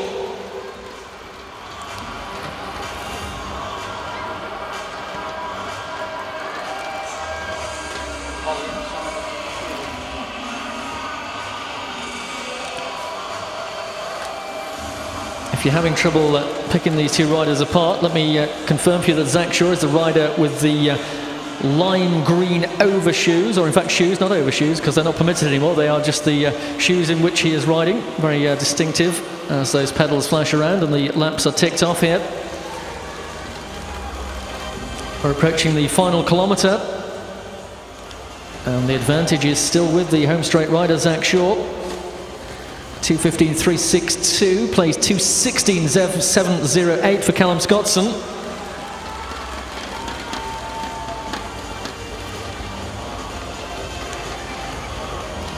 Well, the Australians took home a haul of gold medals here last night, and they're certainly going to repeat the feat here this evening. At the moment, it looks like Zach Shaw is the rider who will take the gold ahead of his countrymen, but it's not over yet. We're into the final 2 laps of this men's 3-kilometre individual pursuit final. Shaw still carrying the advantage. When they reach their home stations this time, it will be the bell, and just 1 lap to go. Zach Shaw is there now, and Callum Scottson 2.5 seconds in arrears. Well, that's a gap that can't be closed in the final 250 metres. So it looks good for Zach Shaw, the rider who will come into the finishing straight now in the home straight to cross the line and take the gold medal in a time of 3:21.122. The new gold medalist is Zach Shaw of Australia, and Callum Scottson, also from Australia, takes the silver in 3:24.134 for the time for Callum Scottson, and of course the bronze medal that was taken by Pavel Chersin of the Russian Federation.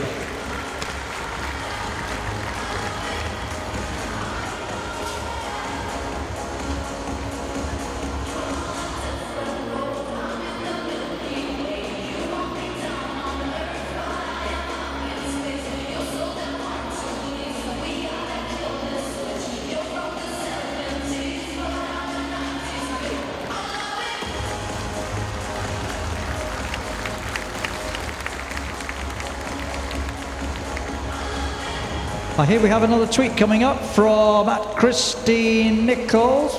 My cousin, Danny Khan, oh that's right, has got the gold. We're all so, it says, proud of you. You're a star, Danielle. You've done Great Britain proud. Nobody's going to argue with that. Thanks, Christine.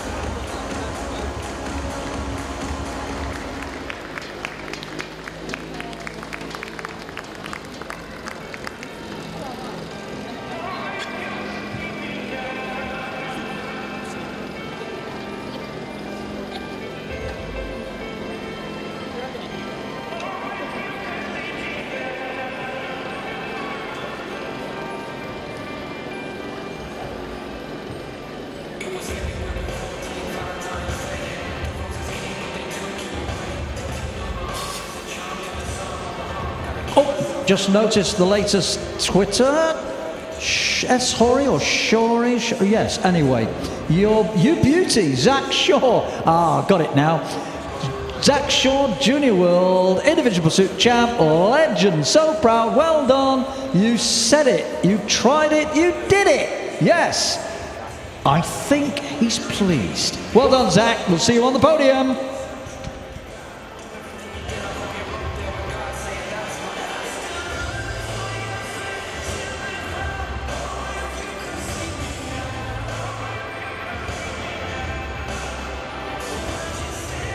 Okay, next up on the track, ladies and gentlemen, we go back to the Keirin. As you can see, our man with the bike, the motorbike that is, just warming the machine up.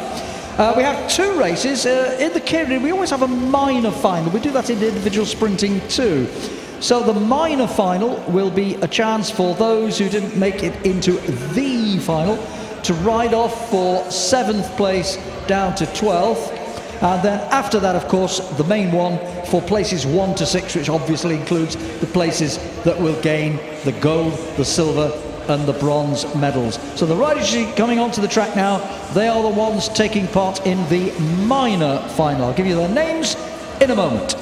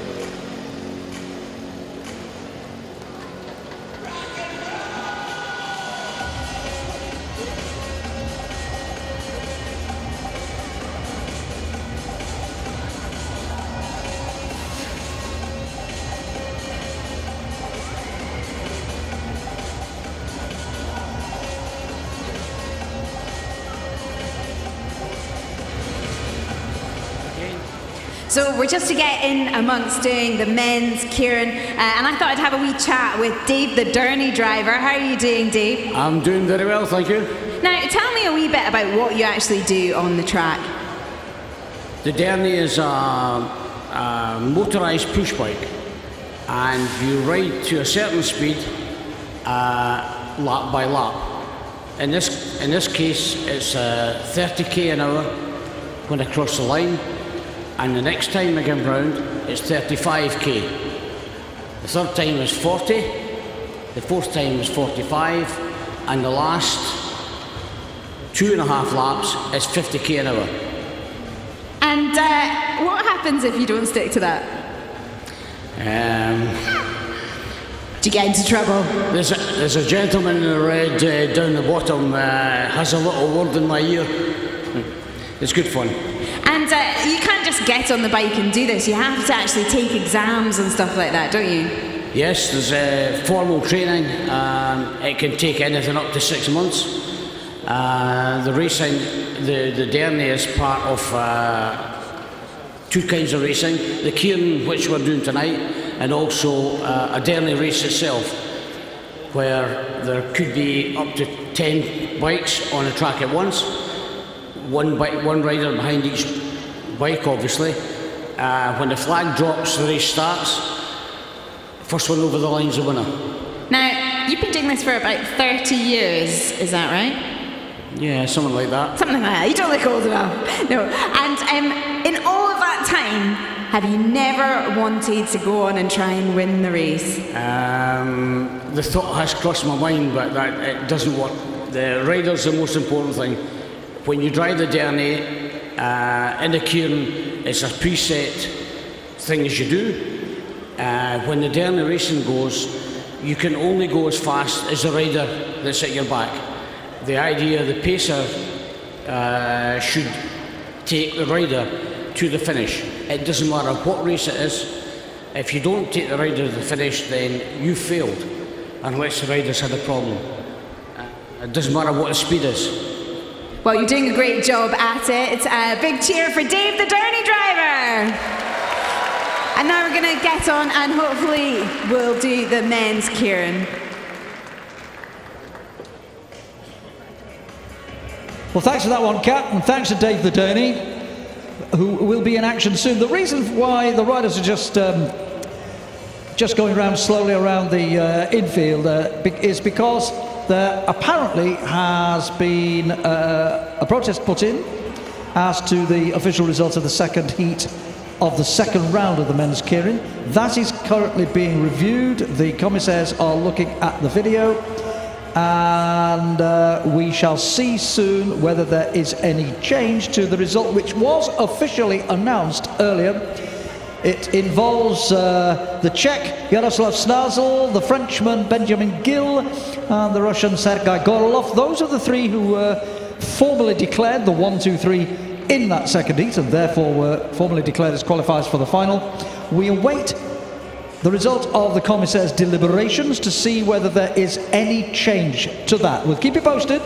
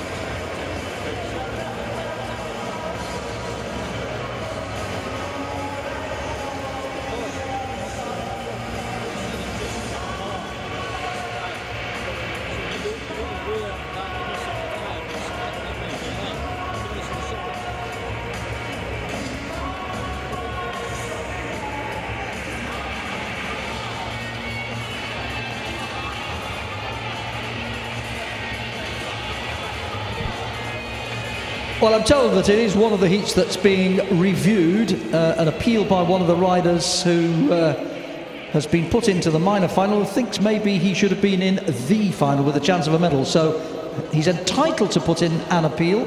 That has caused the delay. Our apologies for this, but I'm sure you'll agree it's very, very important that we get it right.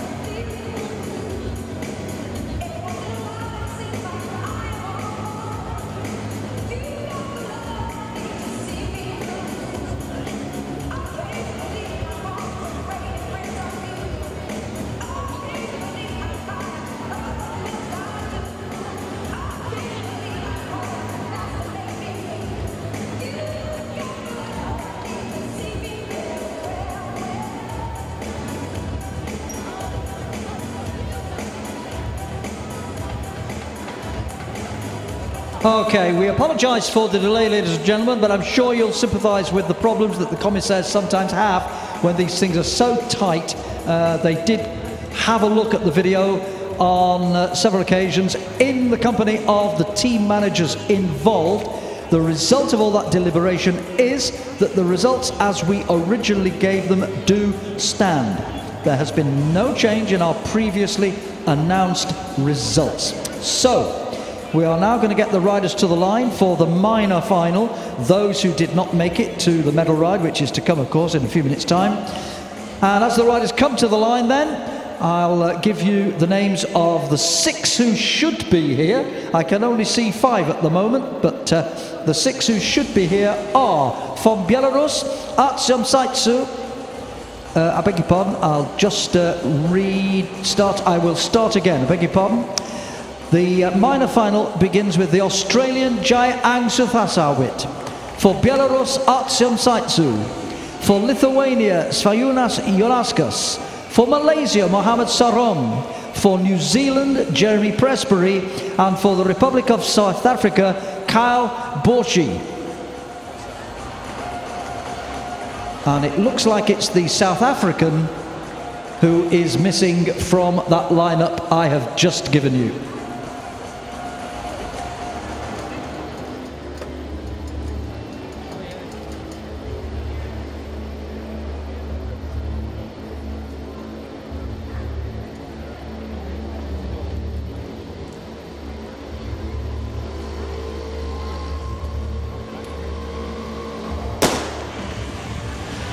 So what is now the final for 7th through to 11th place rolls away from the line, the minor final of the men's Keirin. Angsuthasawat of Australia is the rider who takes a position on the back wheel of the Derny. As we heard, so eloquently described by the pacer, Davy Urquhart, a little while ago, speaking to Kat, how the speed is ramped up lap by lap. And that's reflected on our on-screen graphic for you, 34 kilometres per hour in the opening couple of laps here.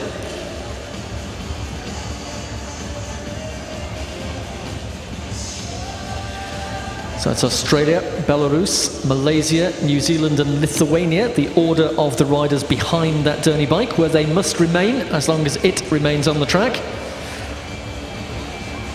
Although they can vie for position.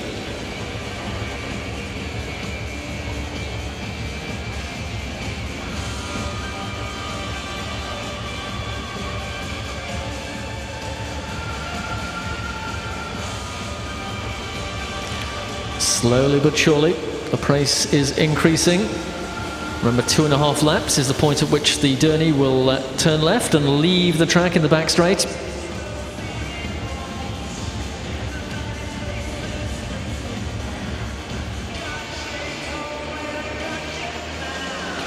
We've seen the power of Januskas, the Lithuanian, in the preceding rounds of the Keirin. Just missing out on the top 3 finish in the second round, which has put him into the minor final here. He's sitting at the back of the string at the moment.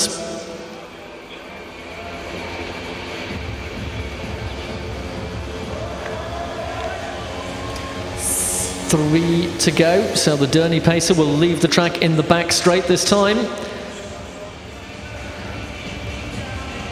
And Pusrsuit of Australia looks behind as the pack starts to shuffle itself here in anticipation of that final sprint. As I suggested, the Lithuanian powers to the lead position now, taking this one on from the front. The rider from Lithuania has opened up quite a considerable lead here. The Australian tries to respond. Now the New Zealand rider trapped at the back there along with the Malaysian rider, but it is the rider from Lithuania, Januskas, who has the advantage here with inside 1 lap to go. Now Pusrsuit of Australia launches an attack here. He's going to get across to him. He's getting ever closer off the crown of the final bend. The Australian on the right hand side just comes through and takes it. Belarus, I think, second place there, and the Lithuanian eventually finishing in 3rd spot. That was a ride for 7th through to 11th place. And Ajay Pusrsuit of Australia timed his charge for the line very well indeed. I'll confirm that result for you as ever once it has been checked out on the video finish. It was very close. You can see the final run for the line here played back on our big screen. Lithuanian looked as though he was in a good position, but the strength of the Australian in the middle of that pack comes through on the outside of the Lithuanian rider, and as they approach the finishing line, the Belarus rider also gains that advantage and takes 2nd spot, but no doubt the win did go to the rider from Australia, Keirin Pusrsuit.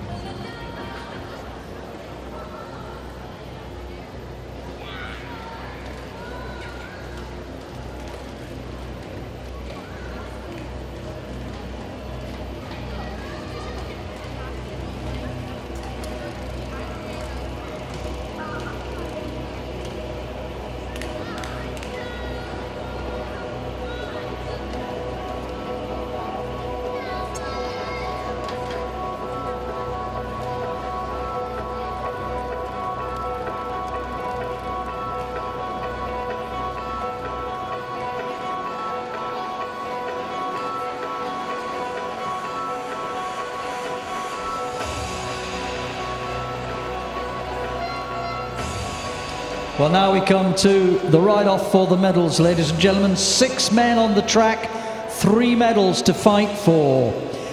This is going to bring the best out of my co-commentator, Carl Lawrenson, as well, because there are 2 Frenchmen and 2 Russians in there. Good luck, fella.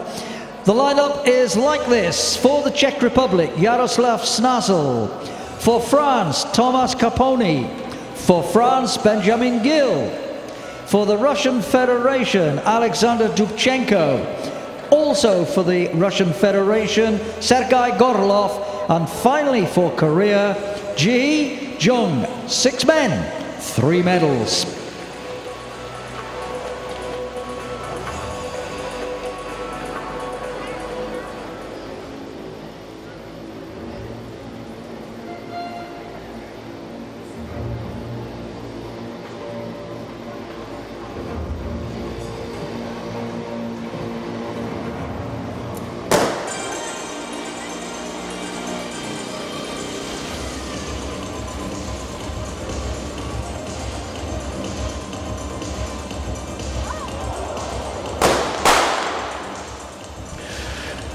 Well, rider on the floor. That's taken one out. As they roll away from the line, one of the Frenchmen has been fouled. The heat brought to a halt immediately. And the rider who came down, I think, was Benjamin Gill of France. Back on his feet, back on his wheels. So the heat will be brought back to the line.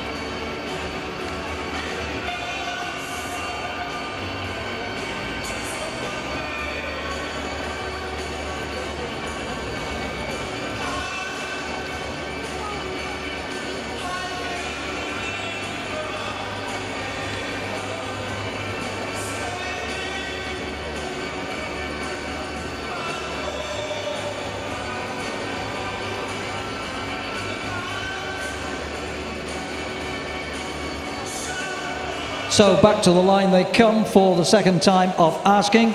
Let me just run through the lineup once again. For the Czech Republic, Jaroslav Snazel. For France, Thomas Caponi. For France, the man who came to grief briefly there, Benjamin Gill. For the Russian Federation, Alexander Dubchenko. Also for the Russian Federation, Sergei Gorolov. And for Korea, Ji-hee Jung. These 6 contesting the 3 medals.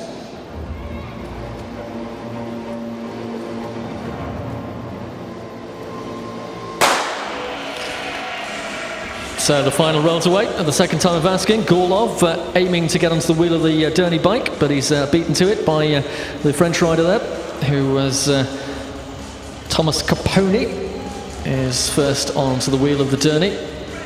Gorolov second, followed by the Czech rider. Korean takes up the rearmost position. Mike did suggest this would be a commentary challenge with 2 virtually identically clad riders from both France and the Russian Federation on very similar bikes as well, and we have spotted a means of identifying them. See how well we do as this heat progresses. 6 laps to go this time.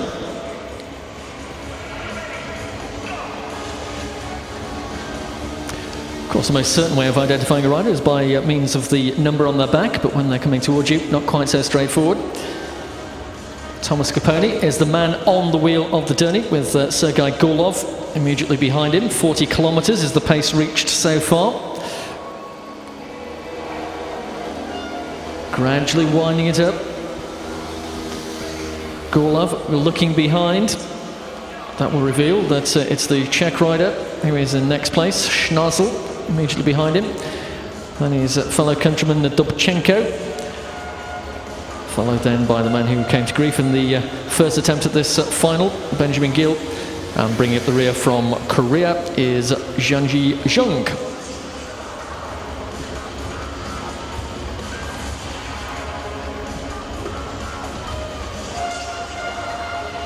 Three to go, so the Dernier will leave the track in the back straight this time. And the battle for the medals will be on in earnest. It's still France in that lead position. Thomas Caponi still being followed by Sergei Gorlov of the Russian Federation. Czech rider waiting to pass here. Looking behind. Dubchenko immediately on his wheel as well. Still the same formation. Caponi with just a slender advantage as they come under the scoreboard. It's the bell this time. Now Caponi is fully committed. Gorlov responds as well. So too Schnarsel of the Czech Republic. And Gorlov accelerates around the outside of the French rider. The Czech rider also looking good as they come into the finishing straight, but in the middle of the track it's Gorlov of the Russian Federation who takes the win. Sergei Gorlov is the gold medal winner, subject of course to official confirmation in the men's Keirin final.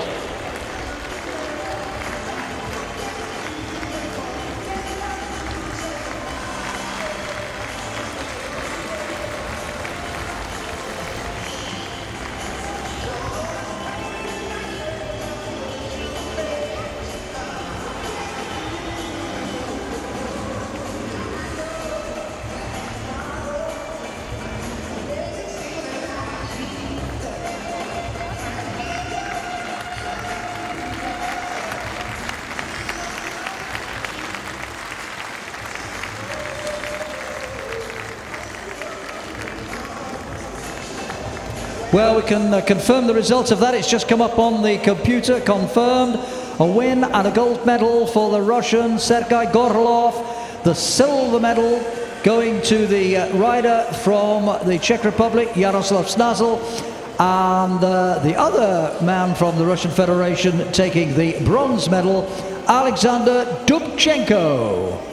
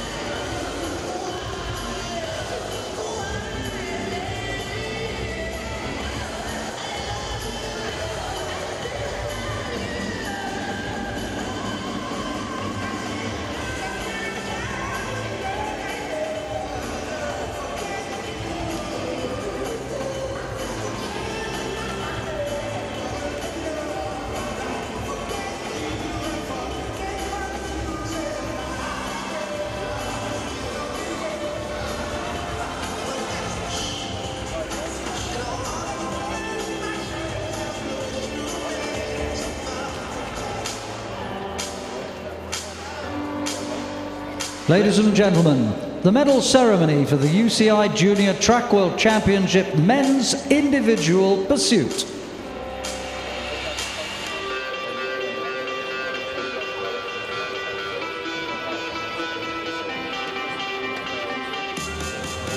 The medals and jersey will be presented by a member of the Management Board of the International Cycling Union, Brian Cookson.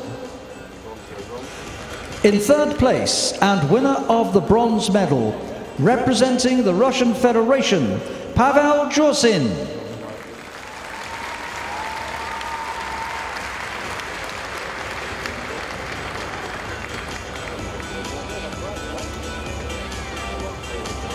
In second place and winner of the silver medal, representing Australia, Callum Scottson.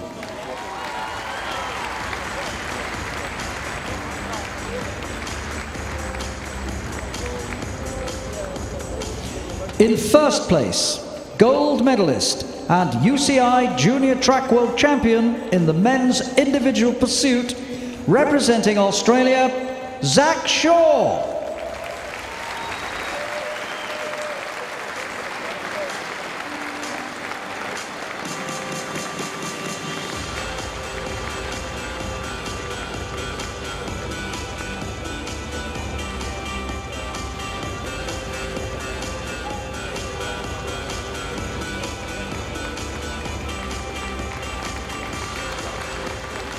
The flowers will be presented by the Scottish Cycling President and British Cycling Board member Alistair McLennan.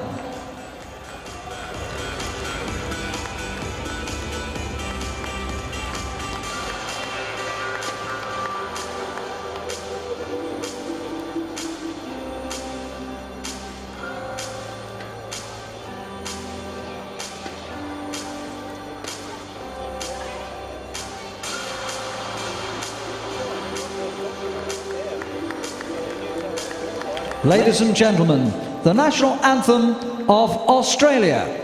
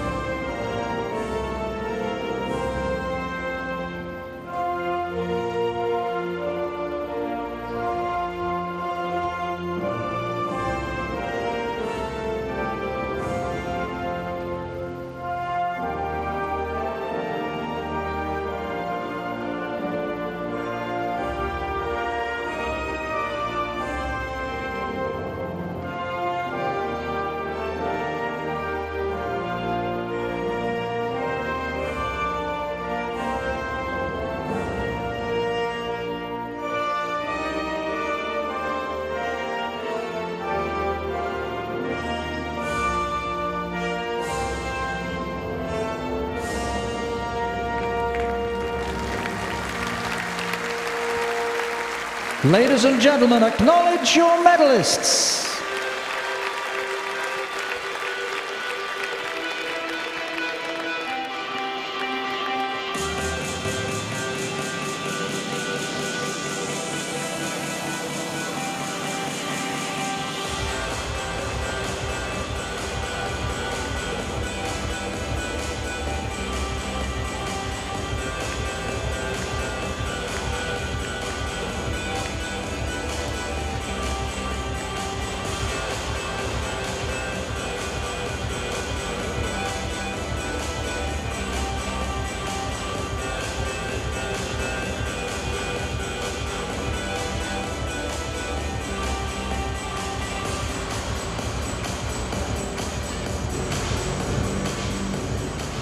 An Aussie gold and silver there in that ceremony, but I'm standing here with Cameron Mayer, who I gather is a pretty big deal. Tell me, Cameron, a wee bit about your career so far. It's been an interesting career going from track to road, and now I'm professionally on the road, but I did come from the track and won a few junior world titles and senior world titles along the way, and it's great to be here in Glasgow and looking at the upcoming talent that's coming through. Is that not 6-time world champion? Yep, that's correct. That's pretty awesome. And you've just come from the Tour de France, is that correct? Yeah, so this year was my first Tour de France. It was my fourth Grand Tour, and had a stage win on stage 4 in the team's time trial with my team Orica Greenedge, so that was a fantastic first Tour de France. You've got to be pretty happy with the Aussies' performance here at the juniors this year. They're doing fantastically. So in what capacity are you here? Are you just a wee bit of support? Yeah, just here for some support and a bit of a holiday with my mum and dad. So I was watching the live coverage yesterday from my home in Spain, and then travelled over to Glasgow today. And the Aussies started fantastically, and I'm sure they've got much more up their sleeve for the rest of the tournament. And what's with the hair? I was asking the boys yesterday, the dyed blonde thing. Has that always been a thing? Did you do it? Yeah, it's been a bit of a tradition for the Aussies, and I did do it back 8 years ago, so it's good to see them still keeping it going, and it seemed to work with a gold medal last night. Brilliant. Thank you so much, Cameron. Great to have you here. And the Aussie women are actually on track next in the women's team pursuit, going for bronze.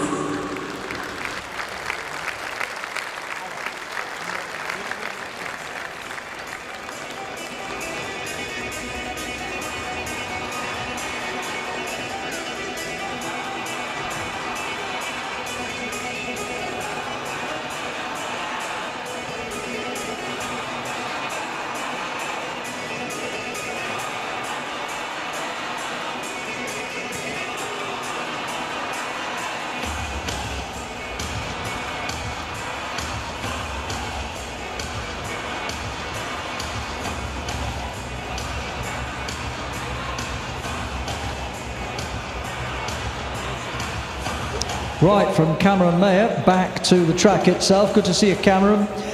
We now move on to the women's 4K team pursuit finals. Remember that women's pursuiting, in team form anyway, is now up to 4 kilometres, 4 riders, just exactly the same as in the men's discipline. First of all, though, the ride-off for the bronze medal. The silver and gold ride will follow.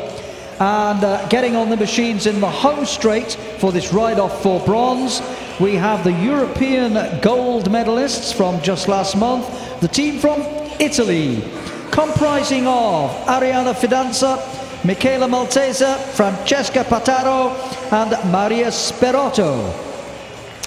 In the back straight, and obviously Cameron will be paying great attention to this, we have the team from Australia, consisting of Lauren Perry, Kelsey Robson, who won 2 golds as a 16-year-old in these junior championships last year, Macy Stewart and Elisa Wundersitz.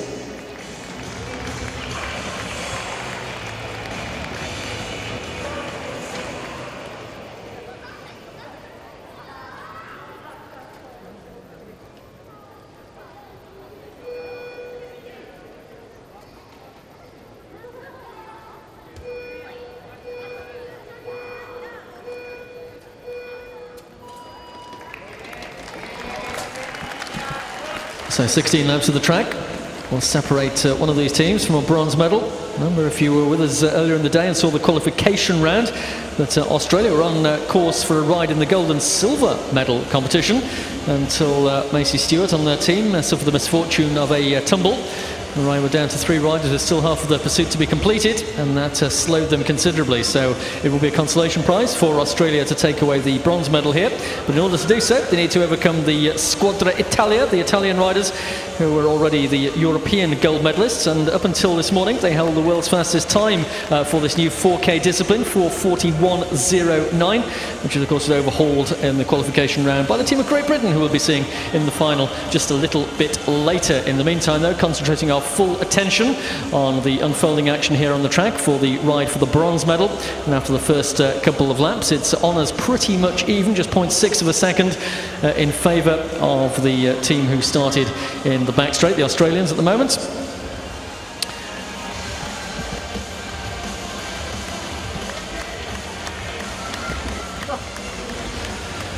So we're approaching the halfway mark very shortly.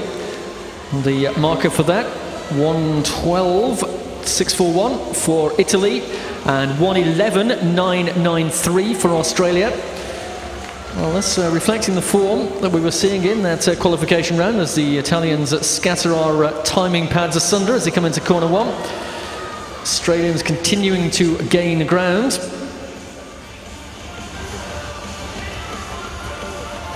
Well, the Australians are the defending champions, albeit over the 3-kilometre discipline 12 months ago in New Zealand when these junior championships last took place.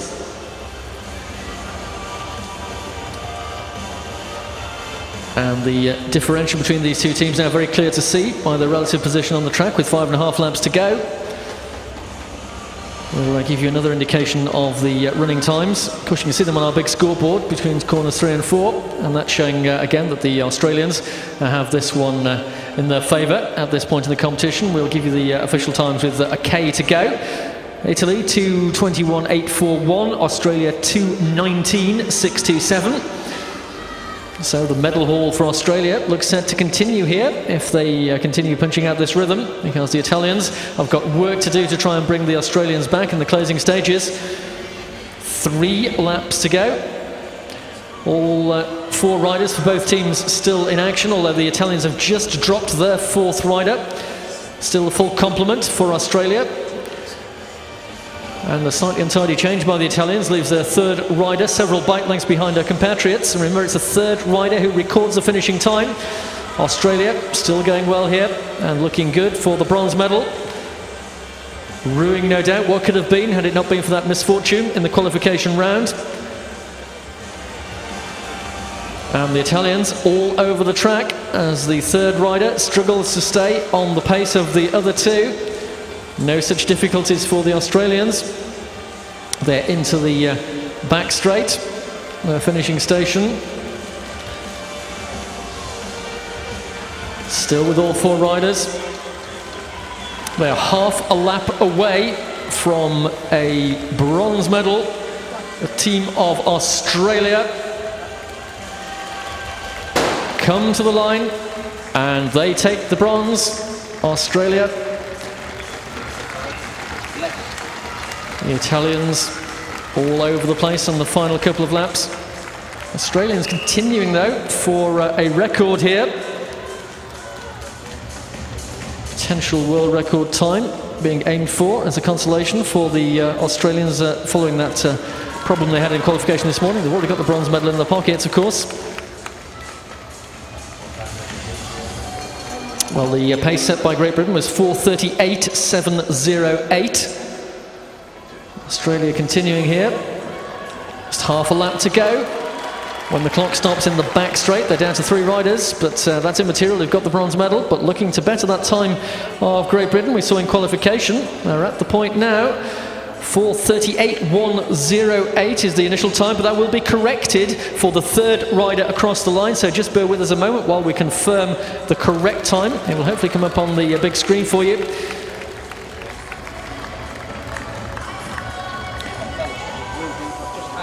.4:38.108 looks potentially a new fastest time. That's corrected to 4:38.246. So a new world record time established by the Australian riders en route to collecting that bronze medal in the women's 4K team pursuit finals.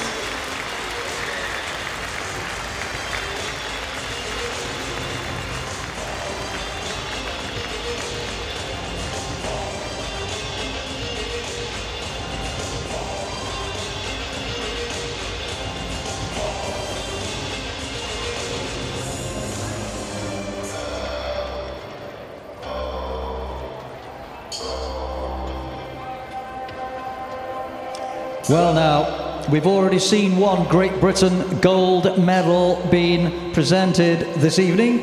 Is there to be another? Well, the Russian Federation might have something to say about that.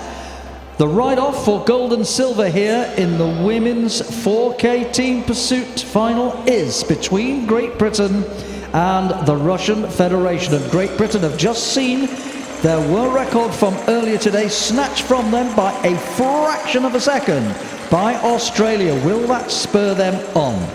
Introducing to you in the ride-off for the championship, the gold and the silver medal.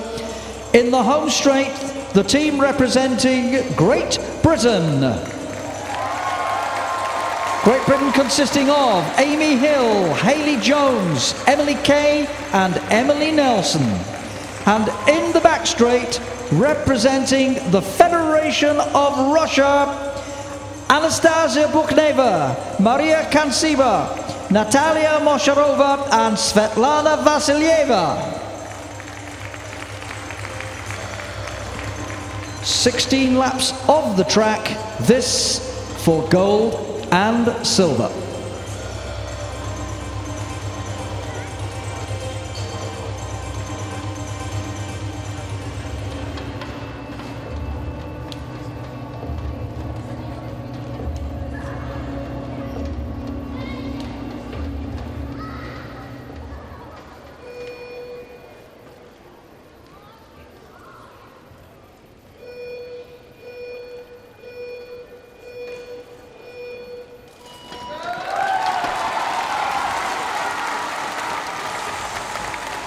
So both teams cleanly away from the starting gate.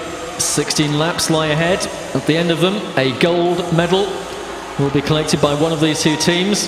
And look at that, not a very good start from the Russians. The lead rider going well clear of her teammates. They'll need to close that gap down. Much better drilled start for the team of Great Britain. Just to reflect the qualification times this morning, although it's not always a reliable guide, we've seen world records established and falling throughout the course of this competition, but Great Britain 4:38.708 and Russia 4:42.416 was the form they showed earlier in the day in the qualification round. So that would tend to suggest that Great Britain are the favourites for this one, but the Russians now all together, all 4 riders lined up behind each other, the changes taking place. Great Britain in the home straight, Russia in the back straight.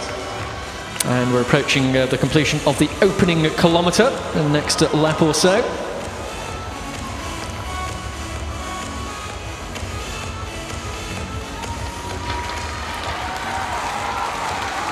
And at that marker, 1:12.809 for Great Britain, 1:12.477 for the Russian Federation.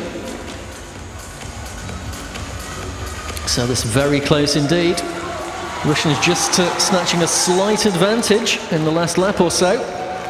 0.5 of a second, the deficit to be made up by the team of Great Britain. Well, they've seen their short-lived world record taken from them by the Australians by the slenderest of margins in that ride for the bronze medal.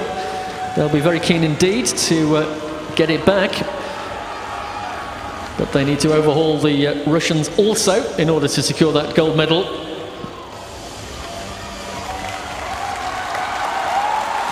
Nothing in this one still. In fact, that favour swinging back towards the British team now by 0.17 of a second. Well, you can make as much noise as you want, folks. This is the last competitive race of the night, and it's a real humdinger. Great Britain make the change as they go down the back straight.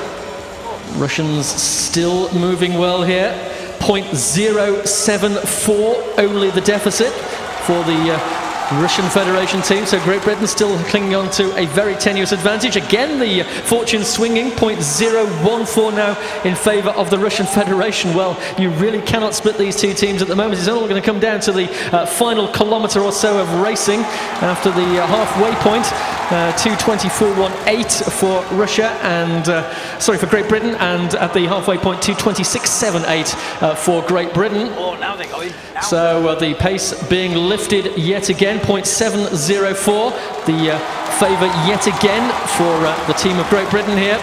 These four riders, Amy Hill, Hayley Jones, Emily Kay and Emily Nelson, are determined to convert this to a gold medal, and if they can pinch another world record on the way to it, so much the better. They have the advantage now. The yellow digit on our scoreboard showing the relative positions. 1 for Great Britain, 2 for Russian Federation. You can see the time difference as well. 1.275. We're inside the final kilometre now, just 3.5 laps to go. Both teams still got all four riders moving well here. They are on course here to regain that world record from the Australians. They dropped their fourth rider. But the pace still very high indeed here. Still the favour of Great Britain, the team in the home straight. Their coach Matt Winson urging them on. Amy Hill swings off the front. So the riders of Great Britain looking for that world record.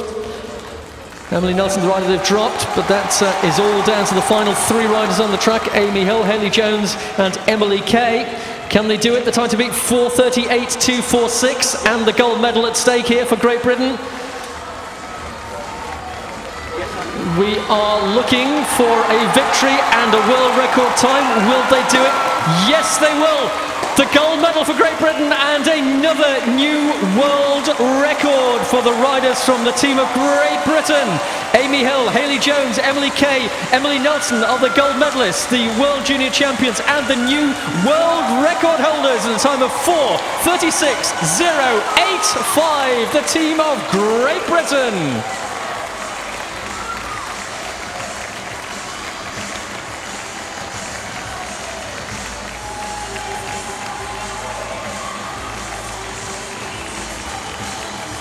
And you may have just seen on the big screen celebrating there was Louise Jones, former Commonwealth Games sprint champion. Her daughter was a member of that gold medal winning team. Time corrected for Great Britain on the third rider to 4:36.147, but no doubt about it, a brand new world record and the gold medal for the team of Great Britain here in Glasgow.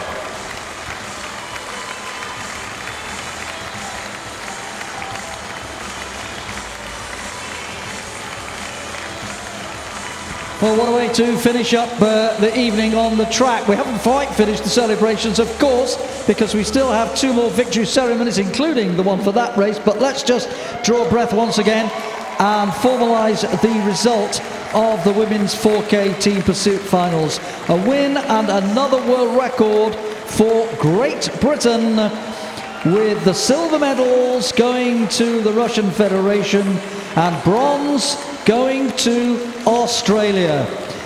Wonderful finish to the night, but remember, ladies and gentlemen, as the celebrations in the Brit camp obviously go on, remember we do have 2 victory ceremonies, the second of which of course will feature Great Britain at the top spot on the podium, so I do trust that you will wait with us for those 2 ceremonies, the first of which in just a moment or 2 will be the victory ceremony for the men's Keirin. So stay right there, please, for the celebrations on the podium.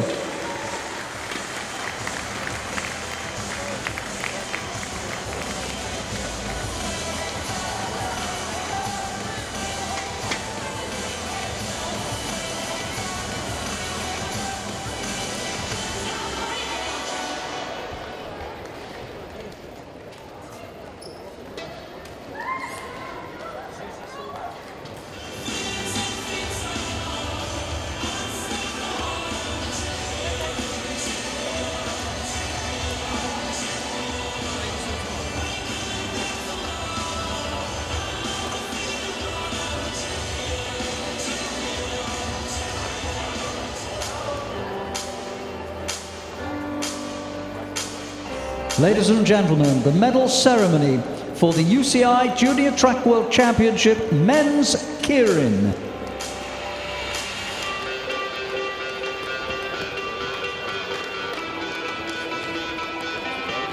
The medals and jersey will be presented by member of the management board of the International Cycling Union, Brian Cookson. In 3rd place and winner of the bronze medal, representing the Russian Federation, Alexander Dubchenko.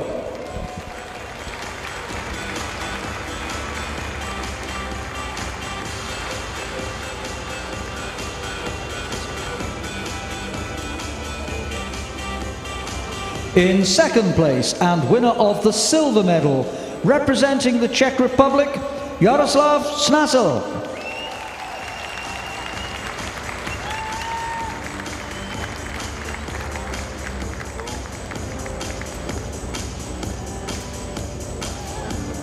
In 1st place, gold medalist and UCI Junior Track World Champion in the men's Keirin, representing the Russian Federation, Sergei Korlov.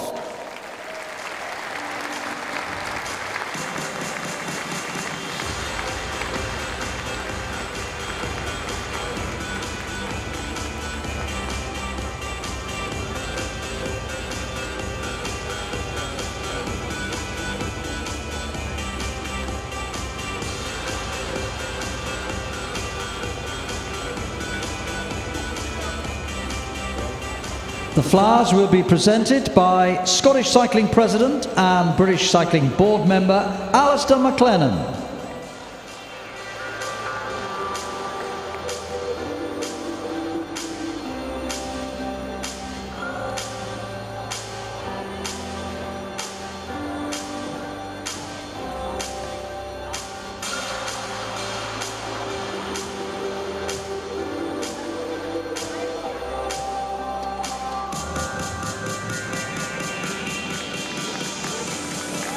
Ladies and gentlemen, the national anthem of the Russian Federation.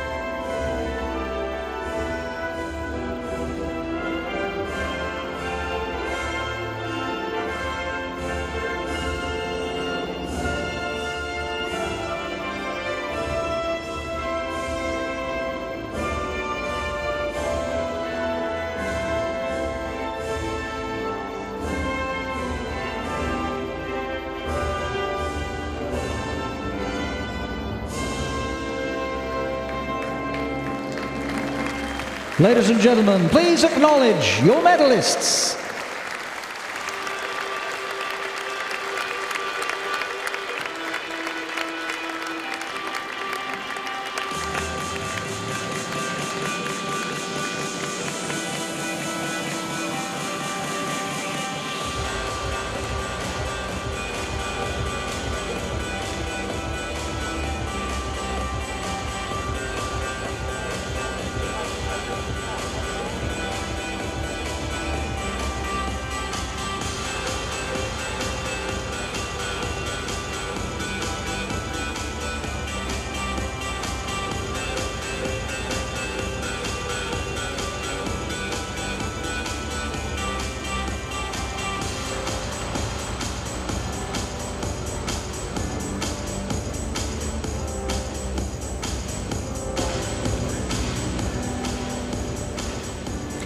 Lots of dreams coming true for GB Ladies Night. Earlier on, Anna and Abby won the prize of a lifetime to get in amongst the pits here at the Sir Chris Hoy Velodrome and see all the goings on. And one of the cool things about track racing is that you get to see all the inner mechanics of the riders, the bikes, because it's all going on centre track. So if we just walk down here, everyone's kind of going for the evening. You see the different countries. We've got Belgium, Colombia, and Denmark, and importantly we have the GB camp over here. The girls that have just won the women's team Pusrsuit have just headed off. They're getting ready for the medal ceremony. But if we head round here, hopefully we're going to find Matt the coach. He seems to have disappeared. I think we might need to head over that way as well. So let's just walk over there, girls. Obviously we've got the mechanics here getting involved with the bikes, sorting them out for the future. So we're just nipping over here and trying to find Matt. There he is! Matt, you disappeared. So very quickly, we've got these girls who are avid racers. They actually race here in the velodrome already. Have you got any advice for them or anything like that? First off, did you enjoy that this evening? Yeah? So next time you're on the track, give Team Pusrsuit a go, and who knows, a few years' time you could be up here on the track. Do you have any questions for Matt, girls? Maybe some training tips you might fancy? I think main training tip, just keep working hard, keep pushing on, and you'll get there. So do you fancy getting yourselves to the juniors one day? Yeah. Well, who knows, we might see you on the track in the next few years. It's been great having you. I hope you've enjoyed it. And now we're about to head to the next medal ceremony. That's great, guys.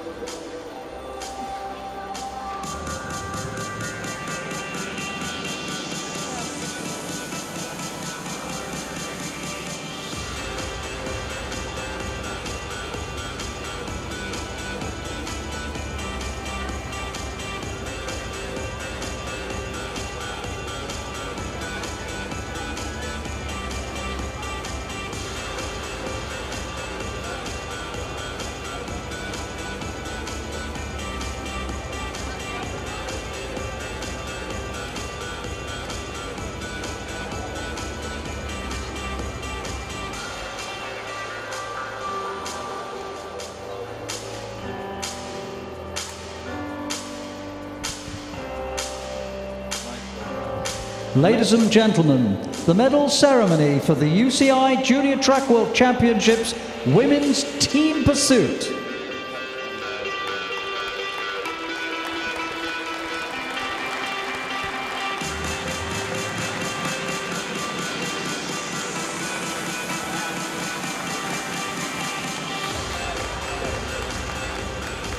The medals and jerseys will be presented by member of the Management Board of the International Cycling Union, Brian Cookson. In third place and winners of the bronze medals, Australia. Australia represented by Lauren Perry, Kelsey Robson, Macy Stewart and Elisa Wundersitz.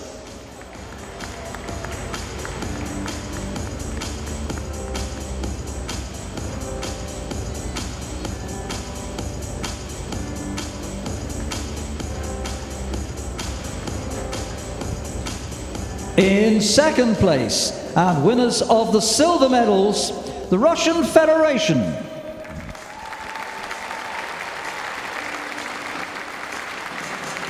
The Russian Federation represented by Anastasia Bukhneva, Maria Kantsiba, Natalia Mosharova and Svetlana Vasilieva.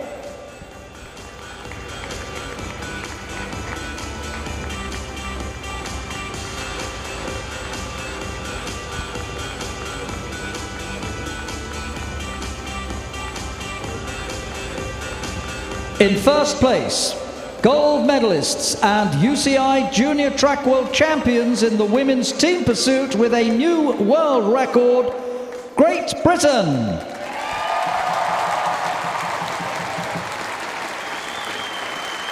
Great Britain represented by Amy Hill, Hayley Jones, Emily Kay and Emily Nelson.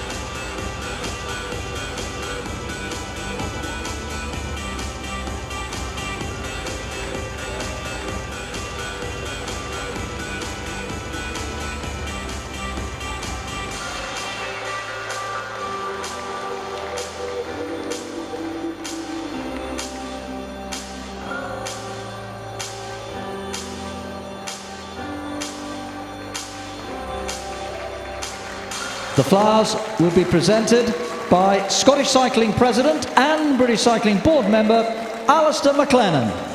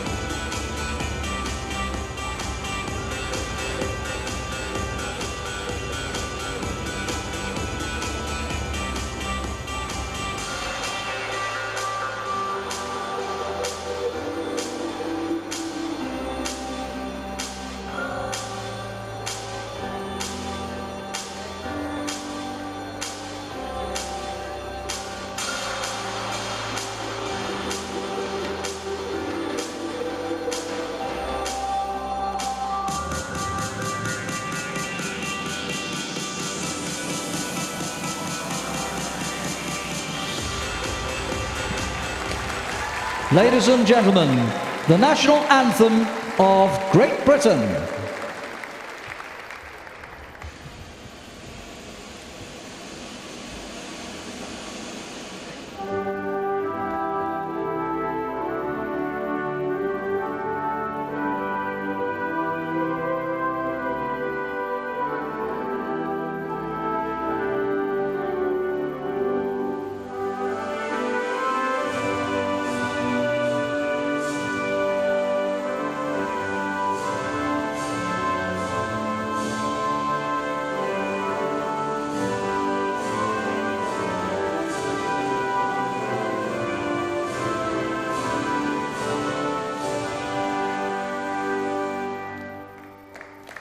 Ladies and gentlemen, please acknowledge your medalists.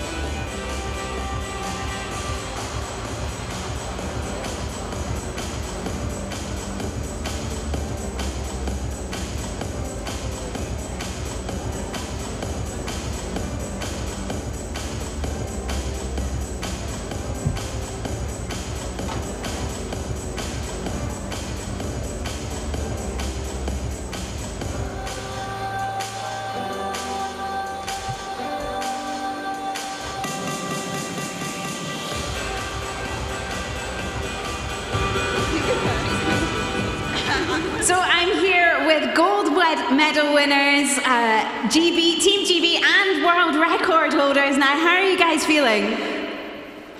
Speechless! Absolutely speechless. I saw you were getting quite overwhelmed up there on stage. Completely understandable. I was nearly crying over there with you. Yeah, to hear the national anthem in front of a home crowd is something pretty amazing, so I don't think we'll ever forget that. I'm going to set you up again, aren't I? So yeah, how are you all feeling? Amazing. It's just, I don't know, I don't believe it yet. It doesn't feel real. Well, you did fantastically. And are you all sporting the GB nails?